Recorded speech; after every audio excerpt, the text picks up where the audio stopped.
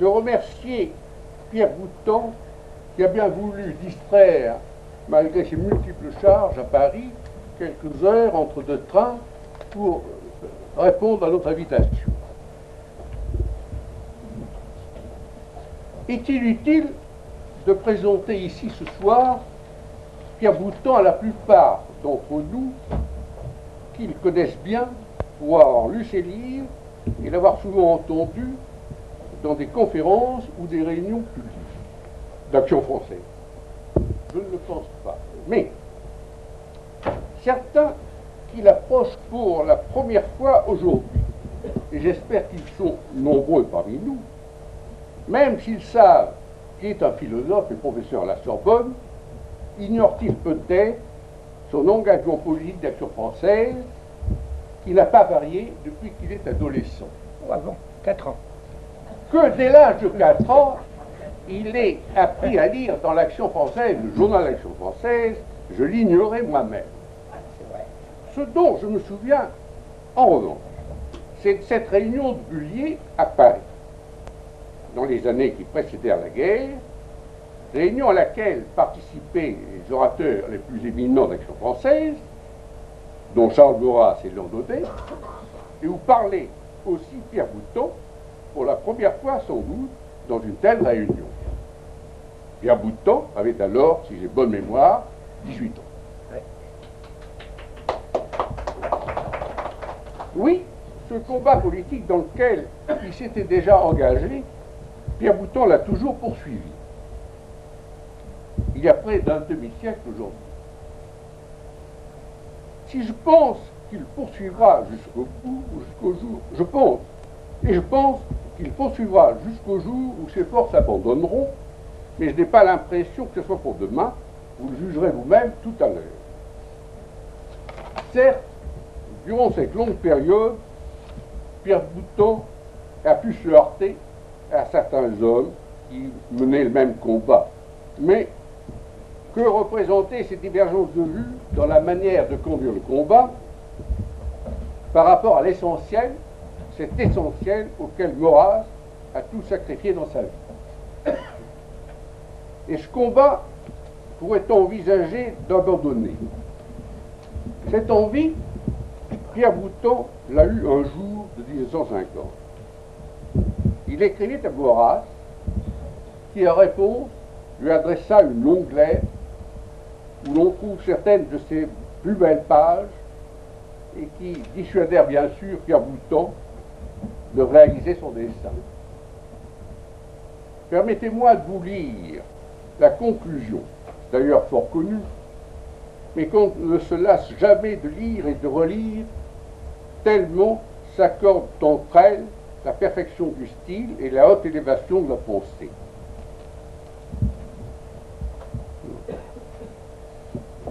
Nous bâtissons l'arche nouvelle, catholique, classique, hiérarchique, humaine, où les idées ne sont plus des mots en l'air, ni les institutions des leurs inconsistants, ni les lois des brigandages, les administrations des pilleries, des gabegies, où on revivra ce qui mérite de revivre, en bas les républiques, en haut la royauté, et par-delà tous les espaces, la papauté.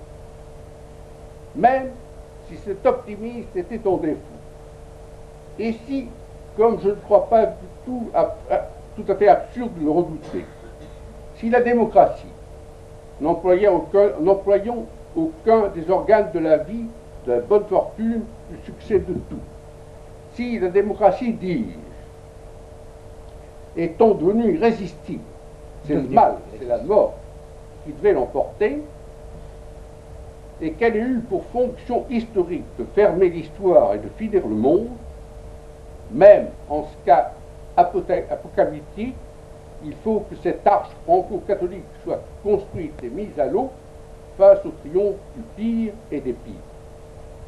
Elle attestera dans la corruption éternelle et universelle une primauté invincible de l'ordre et du bien.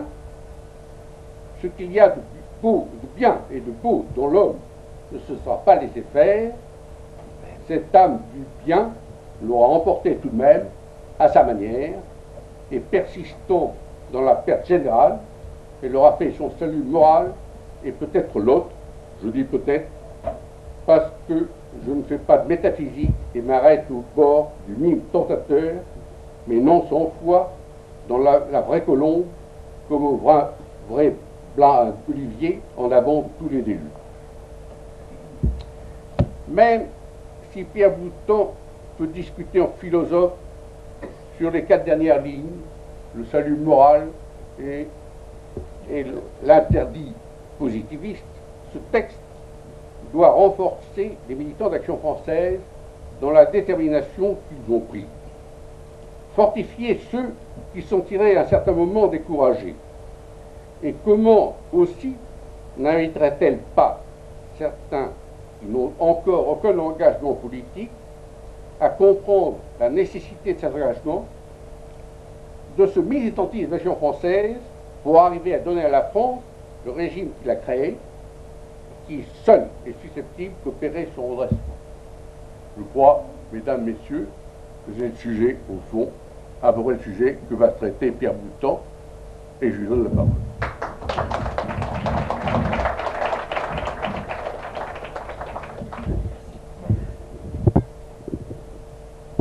Il y a très longtemps que je ne suis pas venu à Marseille pour une réunion, celle qu'organise Pierre Chauvet.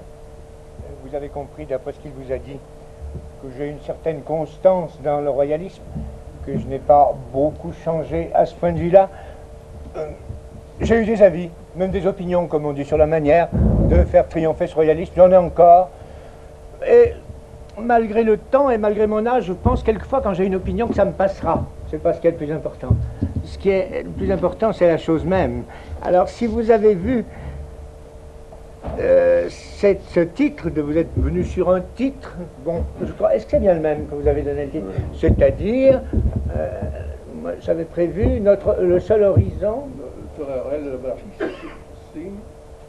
Le prince chrétien. Voilà, c'est ça. Alors bien sûr, vous avez pu... Vous devrez bien entendu me poser des questions, parce que je ne vous ai pas préparé de conférence du tout. J'ai jeté quelques notes sur le papier, et je veux que vous me posiez des questions, ça sera beaucoup plus utile et intéressant. Toutes les questions que vous voudrez, sauf celles qui sont en dehors du sujet. Or, le sujet est quelque chose de très ennuyeux, parce qu'il arrive au meilleur moment et au pire. Il arrive au moment précis où tout le monde s'occupe justement de ce qui n'est pas mon souci. Le prince chrétien, hein, l'horizon politique, le prince chrétien, ça fait quelque chose d'assez bizarre. Beaucoup d'entre vous s'occupent en effet, d'abord il y en a qui n'ont pas d'horizon du tout. En politique on pourrait n'avoir pas d'horizon, s'occuper de l'immédiat, du naturel. C'est le cas de la plupart des gens, y compris ceux qui croient avoir un horizon la plupart du temps.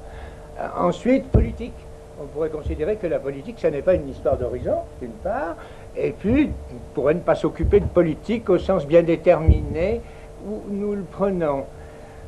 Et alors le prince, il y a d'entre vous quelques-uns peut-être qui ne sont pas royalistes, on trouve quelquefois des gens qui ne sont pas royalistes actuellement, bien que le royalisme soit extrêmement à la mode au point quelquefois que ça fatigue, mais ça c'est le mauvais esprit d'être fatigué par ça, on ne devrait jamais être content. Ben non, on râle. On est habitué à ça, râler quand nous trouvons qu'il y a trop de royalisme. L'êtes-vous au moins pour de bonnes raisons, n'est-ce pas? C'est comme les gens en bonne santé, c'est mauvais signe d'être en trop bonne santé, méfiez-vous. Bon, moi je ne trouve pas, je trouve que plus il y a de royalisme, mieux ça vaut, et plus il y a de raisons stupides plus pour l'être, dans celles qu'ils énoncent, à condition qu'elles ne soient pas trop contagieuses, mieux ça marche, et mieux ça va marcher. Et je suis très frappé de la diversité de ces raisons pour être royaliste. Alors chrétien, évidemment, les évêques ça décourage, la hiérarchie ça décourage souvent d'être chrétien, mais il ne faut pas se décourager devant les évêques, il y en a tout plein de damnés au portail des cathédrales, depuis que l'Église existe, il y en aura encore, et puis il y en a qui sont ni damnés, ni damnables, il y en a qui... J'ai connu de bons évêques, j'en connais de très bons, il y a même des noms que je ne prononcerai pas ici, que je trouve très bons, mais s'ils les prononçaient, ça serait comme en France, quand on parle de choses sur lesquelles les chrétiens sont d'accord, ou les royalistes sont d'accord, c'est comme dans l'histoire de l'affaire Dreyfus, un repas agréable, des gens ensemble, hop, ils en ont parlé, on les voit sous la table, en train de se mordre le mollet, et dans des situations tout à fait ridicules. Alors, bien entendu, je ne pense pas que vous finissiez comme ça cette séance, surtout si nous ne posons que les questions vraiment importantes qui sont celles-ci. à savoir, eh bien, justement, il s'agit du prince chrétien. Vous savez, nous avons connu, comment est-ce que j'ai connu de régime? J'ai compté tout à l'heure, ça donnait un drôle de truc, de vrai régime politique depuis que je suis petit. Alors, depuis la chute de la monarchie, il y a eu, je crois qu'il y en a 15 quand même, et encore, en ne subdivisant pas trop, hein, il y a eu la Révolution, que nous allons glorieusement fêter dans quelques temps, et dans ses débuts, on pouvait s'y tromper. J'ai expliqué ça à Aspect de la France, je lui ai donné récemment une interview, quel mot, et tiens, vous gueulerez de raison, un entretien à Pierre Puchot, n'est-ce pas? Eh bien, le premier, cette révolution, c'était très bien, ça partait bien, c'était très royaliste, ça l'était encore plus. C'était un truc qui se fait surtout pour embêter les curés, d'un côté, c'est comme ça que c'est parti. Pour embêter un peu la noblesse, c'était pas mauvais, puis ça a tourné mal, ça a failli tourner très bien si Mirabeau avait vécu, évidemment, et Mirabeau est l'auteur méconnu de ce qu'on appelle aujourd'hui, ça s'est appelé, là, c'est pas collaboration, c'est un autre mot, la cohabitation. Je cherchais quoi. Mirabeau avait inventé la cohabitation avec le droit de veto, c'est lui. Quand cette histoire a été faite, qui n'était pas plus mauvaise qu'une autre, qui méritait quelquefois d'être défendue, j'ai fait un long article de combat au quotidien où j'ai expliqué que c'est du Mirabeau tout cru, et que si Mirabeau avait vécu, ça aurait très bien marché, parce qu'il y avait une certaine cohabitation. La cohabitation, quand c'est le roi qui fait cohabiter les gens, ça peut n'être pas trop mauvais. Malheureusement, ça n'est pas toujours le roi qui fait cohabiter. Bon, alors, le premier régime, c'est la Révolution, allons vite, hein, si je veux que vous puissiez vraiment me poser des questions. La Révolution... Bon, après il y a eu les petites âneries classiques, le directoire et le consulat, et puis il y a eu l'Empire, nous sommes à 4, et puis il y a eu la première, il y a eu bien entendu la première restauration, et puis il y a eu les 100 jours, puis il y a eu la seconde restauration, puis il y a eu la monarchie de Louis-Philippe, à laquelle il faut d'ailleurs rendre hommage pour toutes sortes de raisons. Après, il y a eu, nous sommes à 9, il y a eu, bien entendu, la Seconde République. Après la Seconde République, ça finit toujours comme ça, ça finit toujours en tyrannie, comme on dit. Une tyrannie bien bénigne. Le pauvre Barbichou n'était pas bien méchant quand on regarde après coup.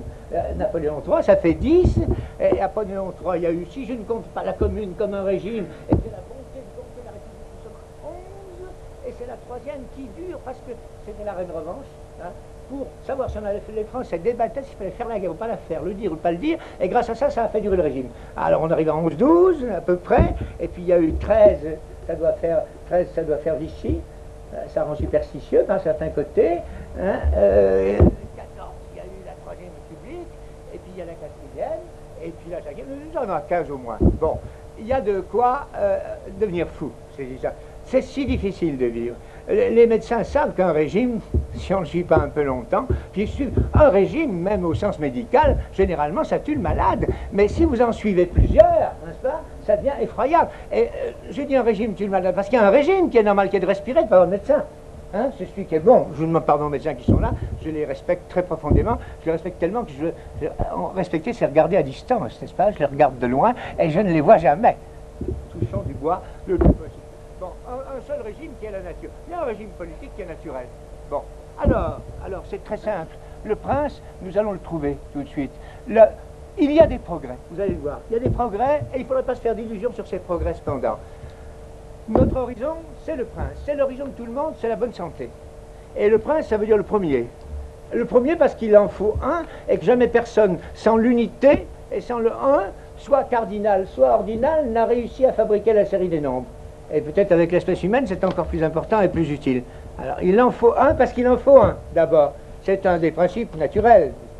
Alors, ce principe-là, le principe de l'unité de quelqu'un au sommet d'un régime, ça suppose, pour qu'on puisse se compter, s'équilibrer, se répondre, se parler. Et se répondre, ça suppose le premier et puis les autres ensuite. C'est l'ordination des corps de l'État. C'est la santé d'un pouvoir. Il n'y a jamais eu que deux choses comme ça. Le naturel, c'est ça. C'est qu'il y ait le un. Hein, que ce soit là. Alors, voilà. Aujourd'hui, personne, c'est un fait, c'est le positif de ça, personne n'avoue le régime des partis. Elle pense qu'il faudrait, à la place du un au sommet pour ordonner, mettre le plusieurs. La théorie du plusieurs a fait long feu. Hein? Maintenant, fait long feu, vous savez bien que comme les enfants qui sont de plus en plus illettrés ne savent plus que faire long feu, ça veut dire brûler très vite, n'est-ce pas? Ils croient au contraire, alors on ne peut plus employer non plus faire long feu pour la monarchie, et il y a des saboteurs qui voudraient bien que la monarchie fît long feu au sens qui fait contresens. Alors, personne n'avoue plus les partis et le régime des partis. si vous voulez décrire le désaveu des gens à l'égard du régime des partis, vous verrez que c'est assez hypocrite. Si je les décris en bien, ces désaveux, en prenant par celui qui est en place pour le moment, il désavoue les partis en disant les partis, ça serait bien s'il n'y avait pas moi pour en incarner un sans le dire et pour y ajouter un petit quelque chose à votre bon cœur, messieurs, dames. Je pense que vous avez vu qui je signifie.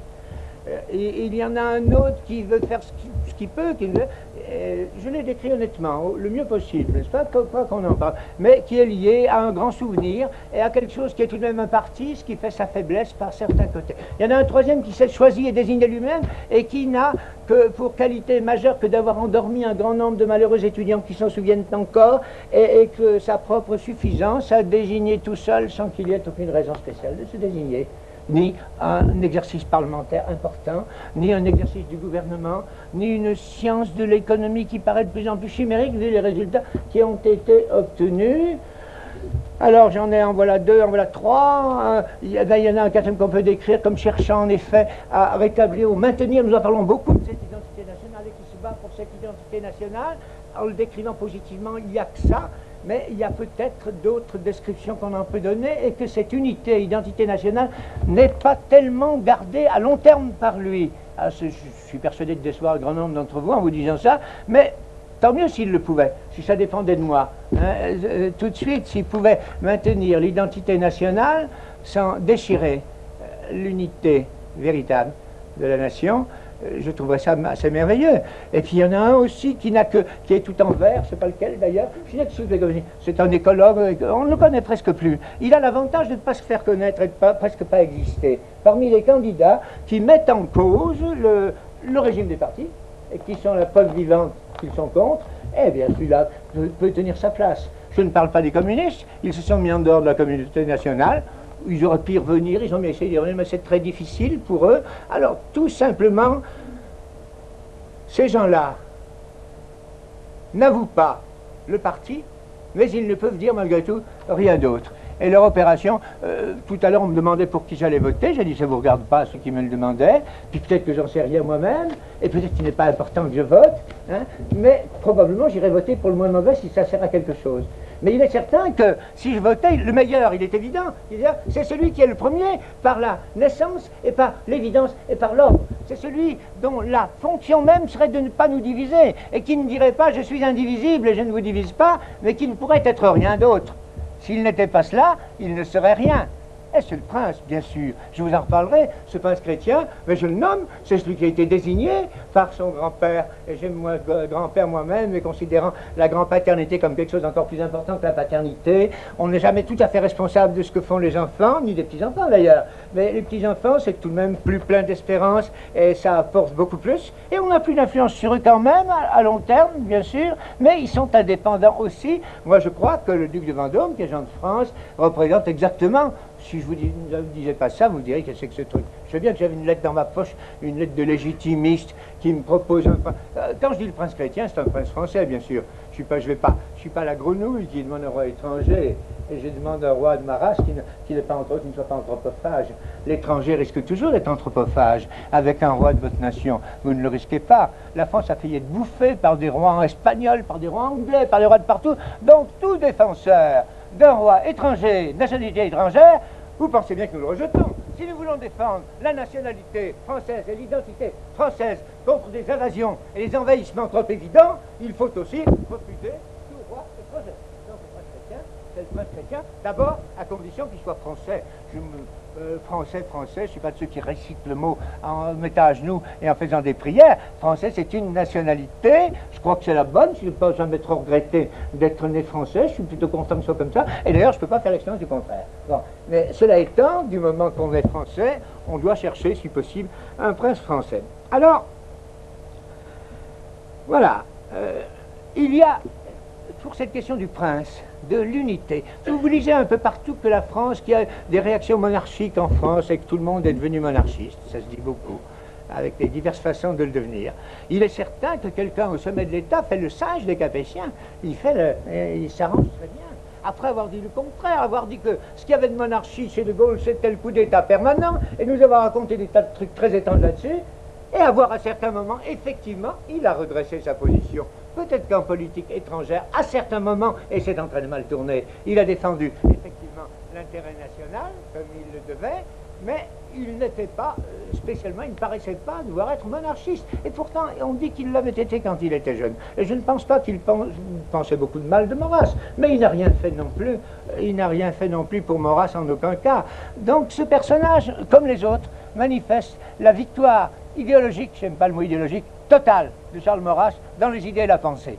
Au moins sur cela, Charles Maurras a gagné. De l'autre côté, chez les ombres, il peut s'en réjouir et penser qu'il a gagné totalement, raisonnablement, et tout le monde y vient. Et il a gagné pour les raisons qu'il avait prévues par Marseille. Alors, on s'arrange pour ne pas parler de Maurras, on s'arrange pour dire qu'on est royaliste, mais pas comme les Maurassiens, pas comme l'Action française, cette horrible Action française à qui on prête des tas de choses. Moi, j'ai la belle-mère d'un de mes fils avait découvert dans sa province que je me servais de chaînes de bicyclette pour rosser les valeureux gauchistes jadis. Elle confondait les époques. Je ne me suis jamais servi de chaîne de bicyclette, ni de canne d'ailleurs, c'est curieux. J'aurais dû. Il y a des cas où une bonne canne, ça peut faire du bien, mais nous n'aurons pas d'autre vie. En tout cas, les chaînes de bicyclette, c'était pas mon genre. Mais l'Action française est toujours coupable de tout. Alors, qu'est-ce qu'il y a derrière cette victoire idéologique de Charles Maurras? Nous pourrions nous interroger, nous entre-interroger, justement, ça serait amusant. D'où ça vient, ça? Sur quel terrain est-ce qu'il a gagné, le vieux, comme on disait quelquefois, hein? Sur quel terrain est-ce qu'il a gagné d'une manière aussi éclatante que personne ne peut même le discuter? J'ai conversé récemment, je vous pose une question, je n'attends pas votre réponse, c'est pas bien, mais vous me poserez en forme de question, vous me le direz tout à l'heure. Oui, j'ai rencontré récemment des gens, des démocrates chrétiens, qui avaient connu des vieux, la vieille, qui avaient connu Marc Sangnier. Combien est-ce qu'il y en a parmi vous qui se souviennent de Marc Sangnier? Ah, il y en a tout de même, c'est comme dans les classes à la Sorbonne, il y en a tout de même 3% qui doivent savoir qui est Marc Sangnier. C'est un vieux bonhomme extrêmement intéressant. D'ailleurs, il était assez fasciste, mais personne ne le sait. Il habillait ses militants, il leur fabriquait des uniformes. Il était terriblement réactionnaire sur des tas de questions, avec des idées généreuses, bien sûr.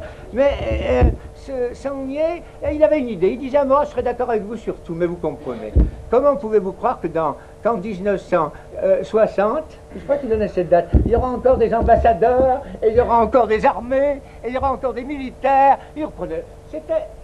D'habitude, c'était les bêtas de la laïcité, c'était ce chrétien fervent, cet honnête homme et ce type intelligent trouvait le moyen de dire la même bêtise que le père Hugo. De frontières au ciel, voyez-vous quelque chose, hein? Et puis maintenant, puisqu'il y a des avions qui luttent contre la pesanteur, comment voulez-vous qu'on se flanque sur la gueule à partir de la pesanteur et à partir des avions? Vous êtes complètement rétrograde, mon pauvre ami. Voilà quel était le raisonnement de Marc Sangnier. Et c'est assez curieux que tout d'un coup ce soit de haut, que les obus se soient mis à tomber et que le problème soit en effet maintenant tellement décisif pour le débat des idées et les décisions politiques que ce soit quelque chose comme la bombe atomique. Ah, nous n'aimons pas la bombe atomique, la version française. Nous n'avons jamais été bellicistes. Les bellicistes sont ceux qui ont fait faire la guerre quand nous étions désarmés. Je les ai connus. J'ai lu l'Action française dans la période douloureuse. Alors là, j'avais plus 4 ans, entre 1900, non, c'était pas loin, en tout cas entre 1925, où j'avais 9 ans, jusqu'à 1939, j'ai suivi tout le truc. Et j'ai pu d'ailleurs le sortir publiquement, et ça a soufflé toutes sortes d'auditeurs, y compris certains qui étaient des juifs bien nés, comme disait Maurras, et des gens bien d'ailleurs, mais qui étaient très étonnés que c'était comme ça. Le grand texte devant l'Allemagne éternelle, qui date de 1938, Maurras sortait de prison. C'est un texte, il n'y a aucun texte analogue dans la gauche bien pensante. C'est un texte où Maurras expliquait ce que l'Allemagne nazie allait faire, ce qui allait être fait dans l'ordre racial, ce qui allait être fait d'ignoble, de dégoûtant quant aux lois humaines et divines. Et c'est Maurras qui l'a fait, c'est pas les gens de gauche. J'ai lu ce texte qui avertissait les Français aussi de ce qui allait les frapper. Et il n'y a rien à répondre. C'était ainsi. Donc nous n'aimions pas la guerre. Nous avons été condamnés, et notre pays a été condamné à la faire et à la perdre. Et il y a un point qui est devenu majeur. Alors quand Maurras était en prison, il a trouvé le moyen, à ce moment-là, de réfléchir avec une modernité. C'était vraiment le plus jeune d'entre nous tous, à ce moment-là. Le texte de Maurras, je crois que c'est une lettre à Vincent Auriol, le pauvre Auriol, qui avait bien répondu, qui était très bien avec lui. Un homme gentil, finalement, très gentil. qu'est-ce que nous avons pu l'insulter? Qu'est-ce que nous avons pu lui dire? Mais quand même, nous avons reconnu qu'il avait eu certaines... C'était très gentil avec Maurras. Il a même libéré sous condition, Maurras d'ailleurs. Mais Maxime aimait bien Vincent Auriol, venait le trouver. Alors Maxime nous racontait ce qu'il avait dit à Auriol. Et alors, la lettre de Maurras à Vincent Auriol, je crois que c'est dans celle-là, il y a eu un autre texte qui dit la même chose, sur le mémorial pour un jeune Français. Il disait que, eh bien, il disait à ce moment-là, quand il était en prison, en 1900, autour de 1950, il disait il faut que la France ait la bombe atomique, elle est de manière autonome, et qu'elle puisse ainsi écarter le fléau. Et de plus, il voyait très bien que la bombe atomique, on ne peut pas appuyer sur le bouton à plusieurs. Vous vous rendez compte, devant le bouton, c'est deux personnes en période de cohabitation anarchique et non pas de cohabitation archique. C'est deux personnes qui se battent pour avoir pressé le premier sur le bouton ou pour ne pas presser sur le bouton. Ça serait complètement grotesque et nous serions frais. La bombe atomique, comme telle, est la décision politique supérieure qui exprime la volonté de salut d'une nation, la volonté foncière de s'en tirer. Ça n'est pas possible autrement qu'en monarchie. La monarchie est commandée absolument par la réalité nationale, par les nations qui sont chaque nation doit pouvoir être capable, à la limite, tant pis, on n'a qu'à lui fiche la paix, de faire sauter la planète, n'est-ce pas, plutôt que de se faire détruire. Ça, c'est une loi du bon sens et de la raison. Ça se trouve dans La Fontaine, sous d'autres formes, et ça doit se trouver partout. Le pacifiste dit, mais mourons ensemble, voulez-vous? Eh bien non, une nation a le droit de ne pas mourir. La nation française, la France avait le droit, peut-être plus particulièrement que d'autres, de ne pas mourir, mais il est évident qu'un pays qui est décidé à agir et qui a consacré, ordonné son unité dans un système qui est le système monarchique, peut se défendre et peut ainsi obtenir ce que les autres n'obtiennent pas. Le personnage dont je vous parle trop, mais enfin on parle tellement de lui, on est obligé. Enfin, je ne pense pas qu'on parlera tellement de lui dans quelques mois. D'ailleurs, sa femme a dit que dans 4 mois, elle serait plus sa femme. Alors il y a de l'espoir. Peut-être qu'elle a voulu dire qu'elle allait divorcer. On n'en sait rien. Hein? Bon. En tout cas, ce personnage a dit qu'il fallait que la France eût, dans l'ordre atomique comme dans les autres, une puissance assez significative et forte pour pouvoir être prise au sérieux autant que les empires. Cette lutte, c'est tout de même, quand la vérité vient, tombe non pas de la bouche des enfants, mais tombe de la bouche de vieux farceurs, peut-être, mais de vieux farceurs qui ne sont pas trop bêtes et qui rendent hommage à la vérité. Hein? Il n'y a rien de plus beau qu'un menteur qui rend hommage à la vérité pour son intérêt propre, quand cet intérêt est assez important et assez vaste. Et nous ne pouvons qu'être contents de ces hommages multiformes qui sont rendus par ce personnage, entre autres, à la doctrine de l'Action française. Alors, voilà. Ce qu'il y a, que je voulais aborder maintenant, ça serait peut-être pas le moment, je le réserve peut-être pour un peu après, et vous allez peut-être me poser une ou deux questions si je vous rase un peu trop, et si vous pensez qu'il vaut mieux que vous posiez quelques questions avant la suite. Ma première partie, c'était très bien ordonné, je n'ai pas préparé, mais c'est très bien ordonné, je vous garantis, hein, c'est sûr. Ma première partie, c'est la victoire intellectuelle et politique d'Action française sur un terrain précis. Les nations continueront d'exister, bande d'imbéciles, disait-il à Sorbier, et vous aurez encore des diplomates chamarrés qui font les mêmes crétineries que d'habitude, mais vous aurez tout de même une diplomatie, une armée et les choses qui définissent les États. L'indépendance nationale, cela existe. La réalité nationale est la réalité majeure. Vous vous en apercevrez à votre détriment ou pour votre bienfait. Ça, c'est imbattable. Tout le monde disait, comment est-ce que les nations vont continuer avec le progrès, messieurs, dames? C'est si beau le progrès, mais les nations n'existeront pas. On mettra tout en commun, ça marchera tout seul, comme on voit si bien qu'en période de paix, nous partageons nos fortunes, nous donnons tout à notre prochain, il faut qu'on nous empêche de donner tout à notre prochain. Voilà quelle était la doctrine en cours. Maurras avait dit non et avait réussi à dire non. Bref, je voulais dans une première partie vous dire que Maurras avait eu raison parce que les nations continuaient d'exister. Mais il le savait, il savait comment ça se produirait. Alors, bien sûr, avec cette victoire maurrassienne, il y a des illusions qui font que peut-être la nature, le prince, ça ne suffit pas. C'est triste. Le prince tout court, n'importe quel prince, l'unité toute abstraite, peut-être que ça ne suffit pas. Et alors, si vous pouvez, si vous voulez, ça couperait agréablement mon topo fatigué. J'ai une semaine très dure, alors épargnez-moi et posez-moi la question que vous voulez sur cette partie que nous avons engagée. Oui, j'écoute. Ne faites pas comme dans mon séminaire à Sorbonne, il fallait que je me fâche. qu'ils ne veulent pas parler souvent. Je ne peux pourtant pas les... Il y a certainement des questions qui peuvent... Il y a bien quelqu'un qui pense que Maurras n'a pas eu raison, absolument, comme Aristote avait eu raison, n'est-ce pas? Aristote a eu raison de tout le monde, de tout. Sauf de la petite fille qui l'a bridé. Jean?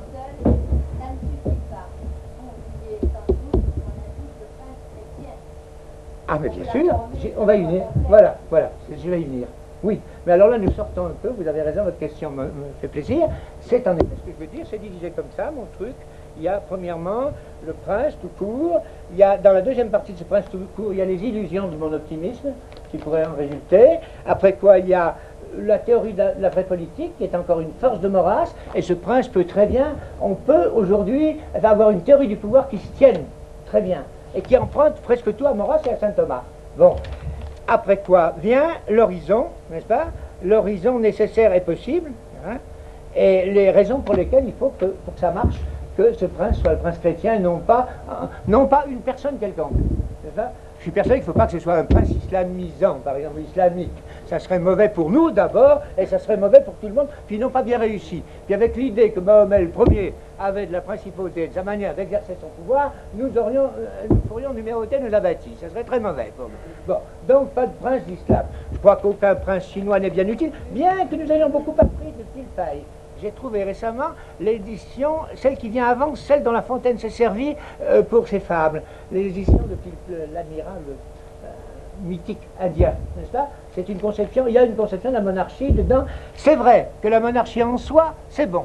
La monarchie naturelle. Il faut y ajouter prince. Donc prince, dynastie. Hein? Et dynastie liée à un pays. Parce que les gens n'aimeront pas être gouvernés par quelqu'un qui vient d'ailleurs. Bien que ça puisse arriver, quelquefois, quelqu'un qui vient d'ailleurs puisse les gouverner utilement. Il y a eu, ça s'est produit quelquefois aussi. Mais votre question, en effet, je voulais ajouter, et je l'ajouterai en cours de route, prince chrétien. Mais bon. Même s'il y a parmi vous, supposons, des non-monarchistes, tous les actions françaises, bah, oui. Même parmi toutes les actions françaises, parmi ceux-là, il y a certainement des gens qui ont certaines illusions. Alors, je pense que vous devriez pouvoir poser à Pierre Boutan des questions sur ces illusions qui sont au fond qui contredisent un peu, qui contrediraient ce que vient de dire Pierre Boutan. Là, j'ai fait une théorie du prince. Hein, vous savez, là, je vais m'en poser une de question. Votre histoire du prince tout seul, monsieur. Vous voyez bien que c'est l'unité, bien sûr, c'est un grand bienfait, mais cette unité peut être aussi bien l'unité tyrannique que l'unité monarchique. Réponse, en effet, c'est très regrettable, et ça peut être très mauvais, et si ce prince est bon, c'est tant mieux, mais s'il est mauvais, on sera peut-être même condamné au tyrannicide, supprimer le tyran. Alors il y a quelque chose qui pourrait l'éviter, ça s'appelle l'hérédité. Donc quand j'ai parlé du prince, non chrétien, ça peut être un prince dynastique et qui hérite du pouvoir de son père, en vertu d'une idée très simple, c'est que c'est pas mal la paternité, d'avoir au sommet du pouvoir quelque chose qui ressemble un peu, que c'est la figure humaine. Les pouvoirs d'habitude, ça ressemble à rien. J'ai vu le film au 1er janvier, un de mes petits-enfants m'a obligé de regarder la télévision, ce que je ne fais jamais, et j'ai regardé, et il y avait un film américain qui montrait ce que faisaient les dieux. Les dieux, c'était une histoire de titans avec des grenouilles, des dinosaures, des tas de choses, tout à fait mythologiques. Et dedans, les dieux fabriquaient, étaient obligés, ils n'étaient pas fichus de parler, les dieux. Ils fabriquaient comme des pièces de jeux d'échecs, n'est-ce pas? Alors, mais il n'y avait pas, ça n'avait pas figure humaine, ça avait figure divine. Tandis que, quelle est la force de la belle Circé dont nous parlons tout à l'heure, c'est que la magicienne Circé, elle avait une voix humaine. Odessa, dit Homère, ça veut dire qu'elle avait une voix humaine, et ça n'a été employé comme ça. Du coup, on s'est aperçu en cherchant Odessa, on a fini par reconnaître que Odessa, ça voulait dire aussi, non seulement qu'il y a une voix humaine, ce qui pour une déesse comme Circé était rare, mais ça voulait dire aussi quelque chose qui chante. Alors, qu'est-ce qu'approuverait que Vico a raison? J'en avais parlé avec Maurras de ça. Je vous dis Vico, que nous n'avons pas assez lu parce que nous méprisons trop les choses italiennes et les choses latines, alors on nous dit, Vico avait expliqué que le premier langage des hommes était le chant. Les hommes ont chanté leur langage avant de le parler ordinairement. Mais cela nous écarte du sujet. Pour que ça ait figure humaine, il faut que ça ait figure de famille. Les choses qui ont figure de famille, ça ne marche pas trop mal.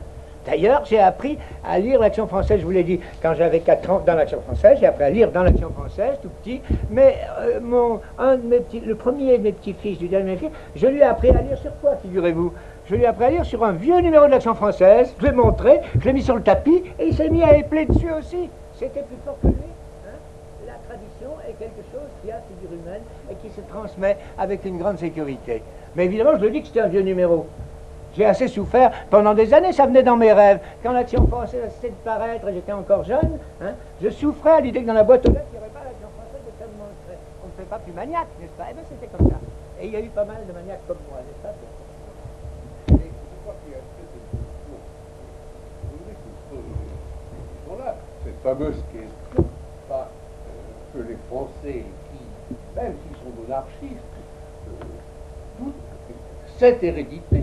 La question de l'hérédité. Voilà. Eh bien, je crois qu'ils doutent de l'hérédité. Je sais pourquoi ils sont contre l'hérédité. C'est parce qu'ils sont courtisans. Ils pensent que s'ils acceptaient l'hérédité comme ça ferait de la peine au prince et qu'on le considérerait comme déjà mort. Je crois que c'est un esprit excessivement courtisan qui les pousse à ne pas être monarchistes du côté de la dynastie. C'est pour ça que c'est pas trop mal de mettre l'accent sur la grand-père, petit-fils plutôt que père et fils. Les fils, c'est embêtant, à mesure qu'on vieillit, les fils vous empêchent de vivre, n'est-ce pas? Ils réussissent ou ils ne réussissent pas, mais enfin ils sont empoisonnants, on a envie, et puis on n'a pas assez d'influence sur eux, on ne peut pas... Tandis que les petits-fils, on peut rêver une influence, et comme ils sont charmants, ils simulent cette influence qu'on exerce sur eux avec beaucoup de gentillesse.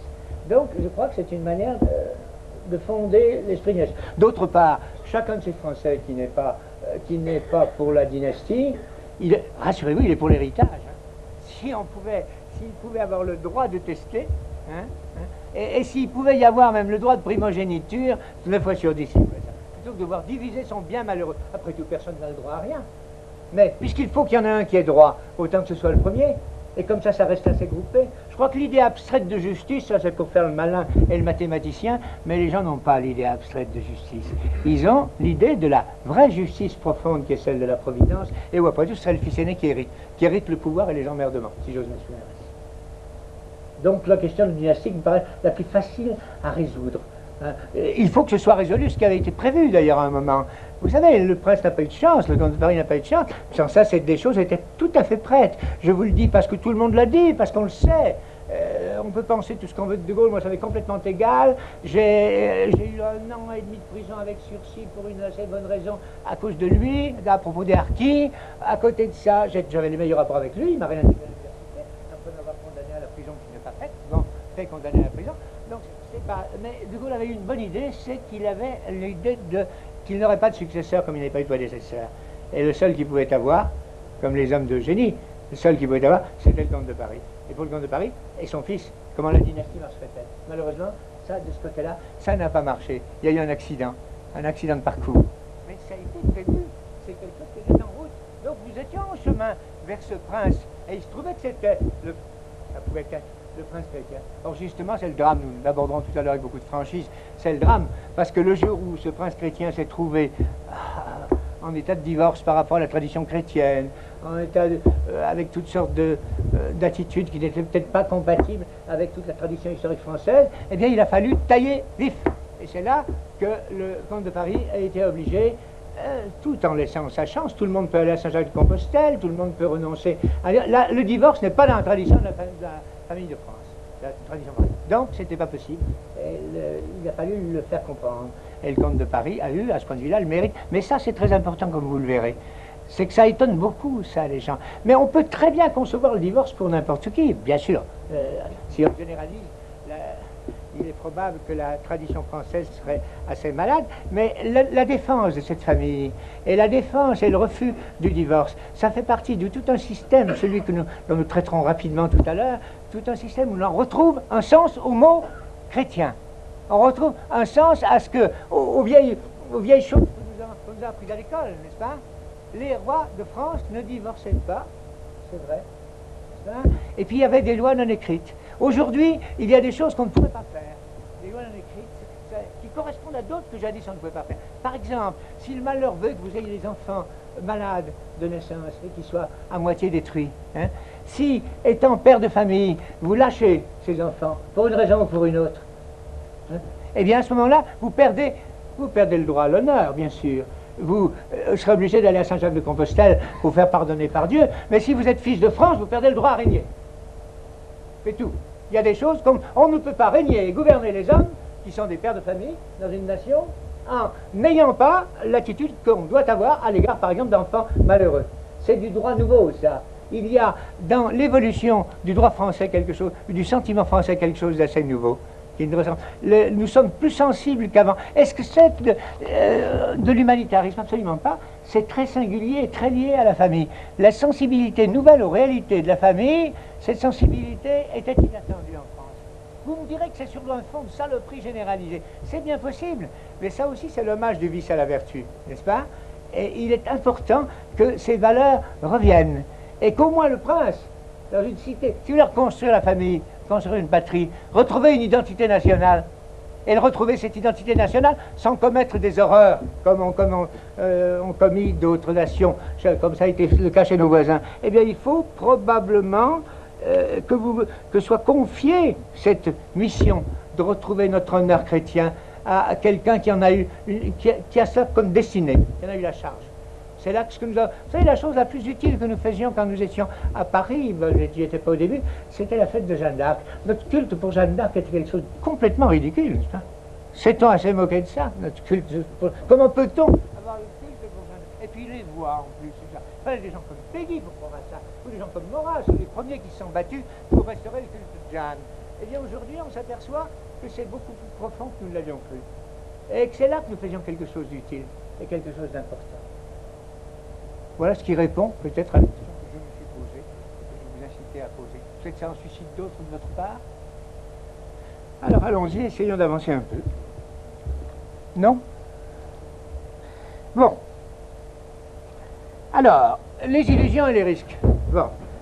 Vous allez me dire, on est en monarchie. Tout est fait, ça va tout seul.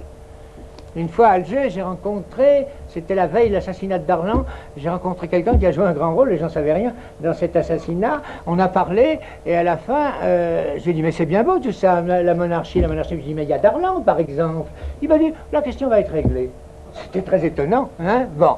Et j'ai cru, et ça ne réglait rien du tout, je ne vous nomme pas. Ça, en fait, je l'ai raconté dans un article au Monde il y a quelques années.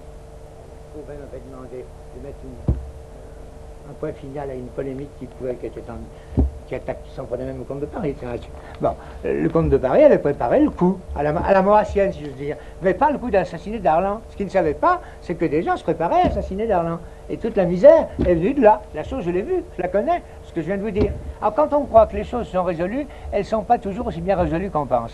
Par exemple, on croit que du moment que tous les Français se tournent vers l'unité, le culte de l'unité, ben, ça va marcher, on aura la monarchie demain matin. Non, ça ne suffit pas.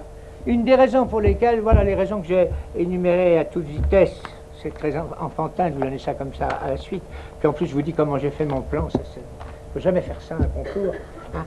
Eh bien, les raisons, les voilà, les illusions. C'est notre illusion sur l'Allemagne.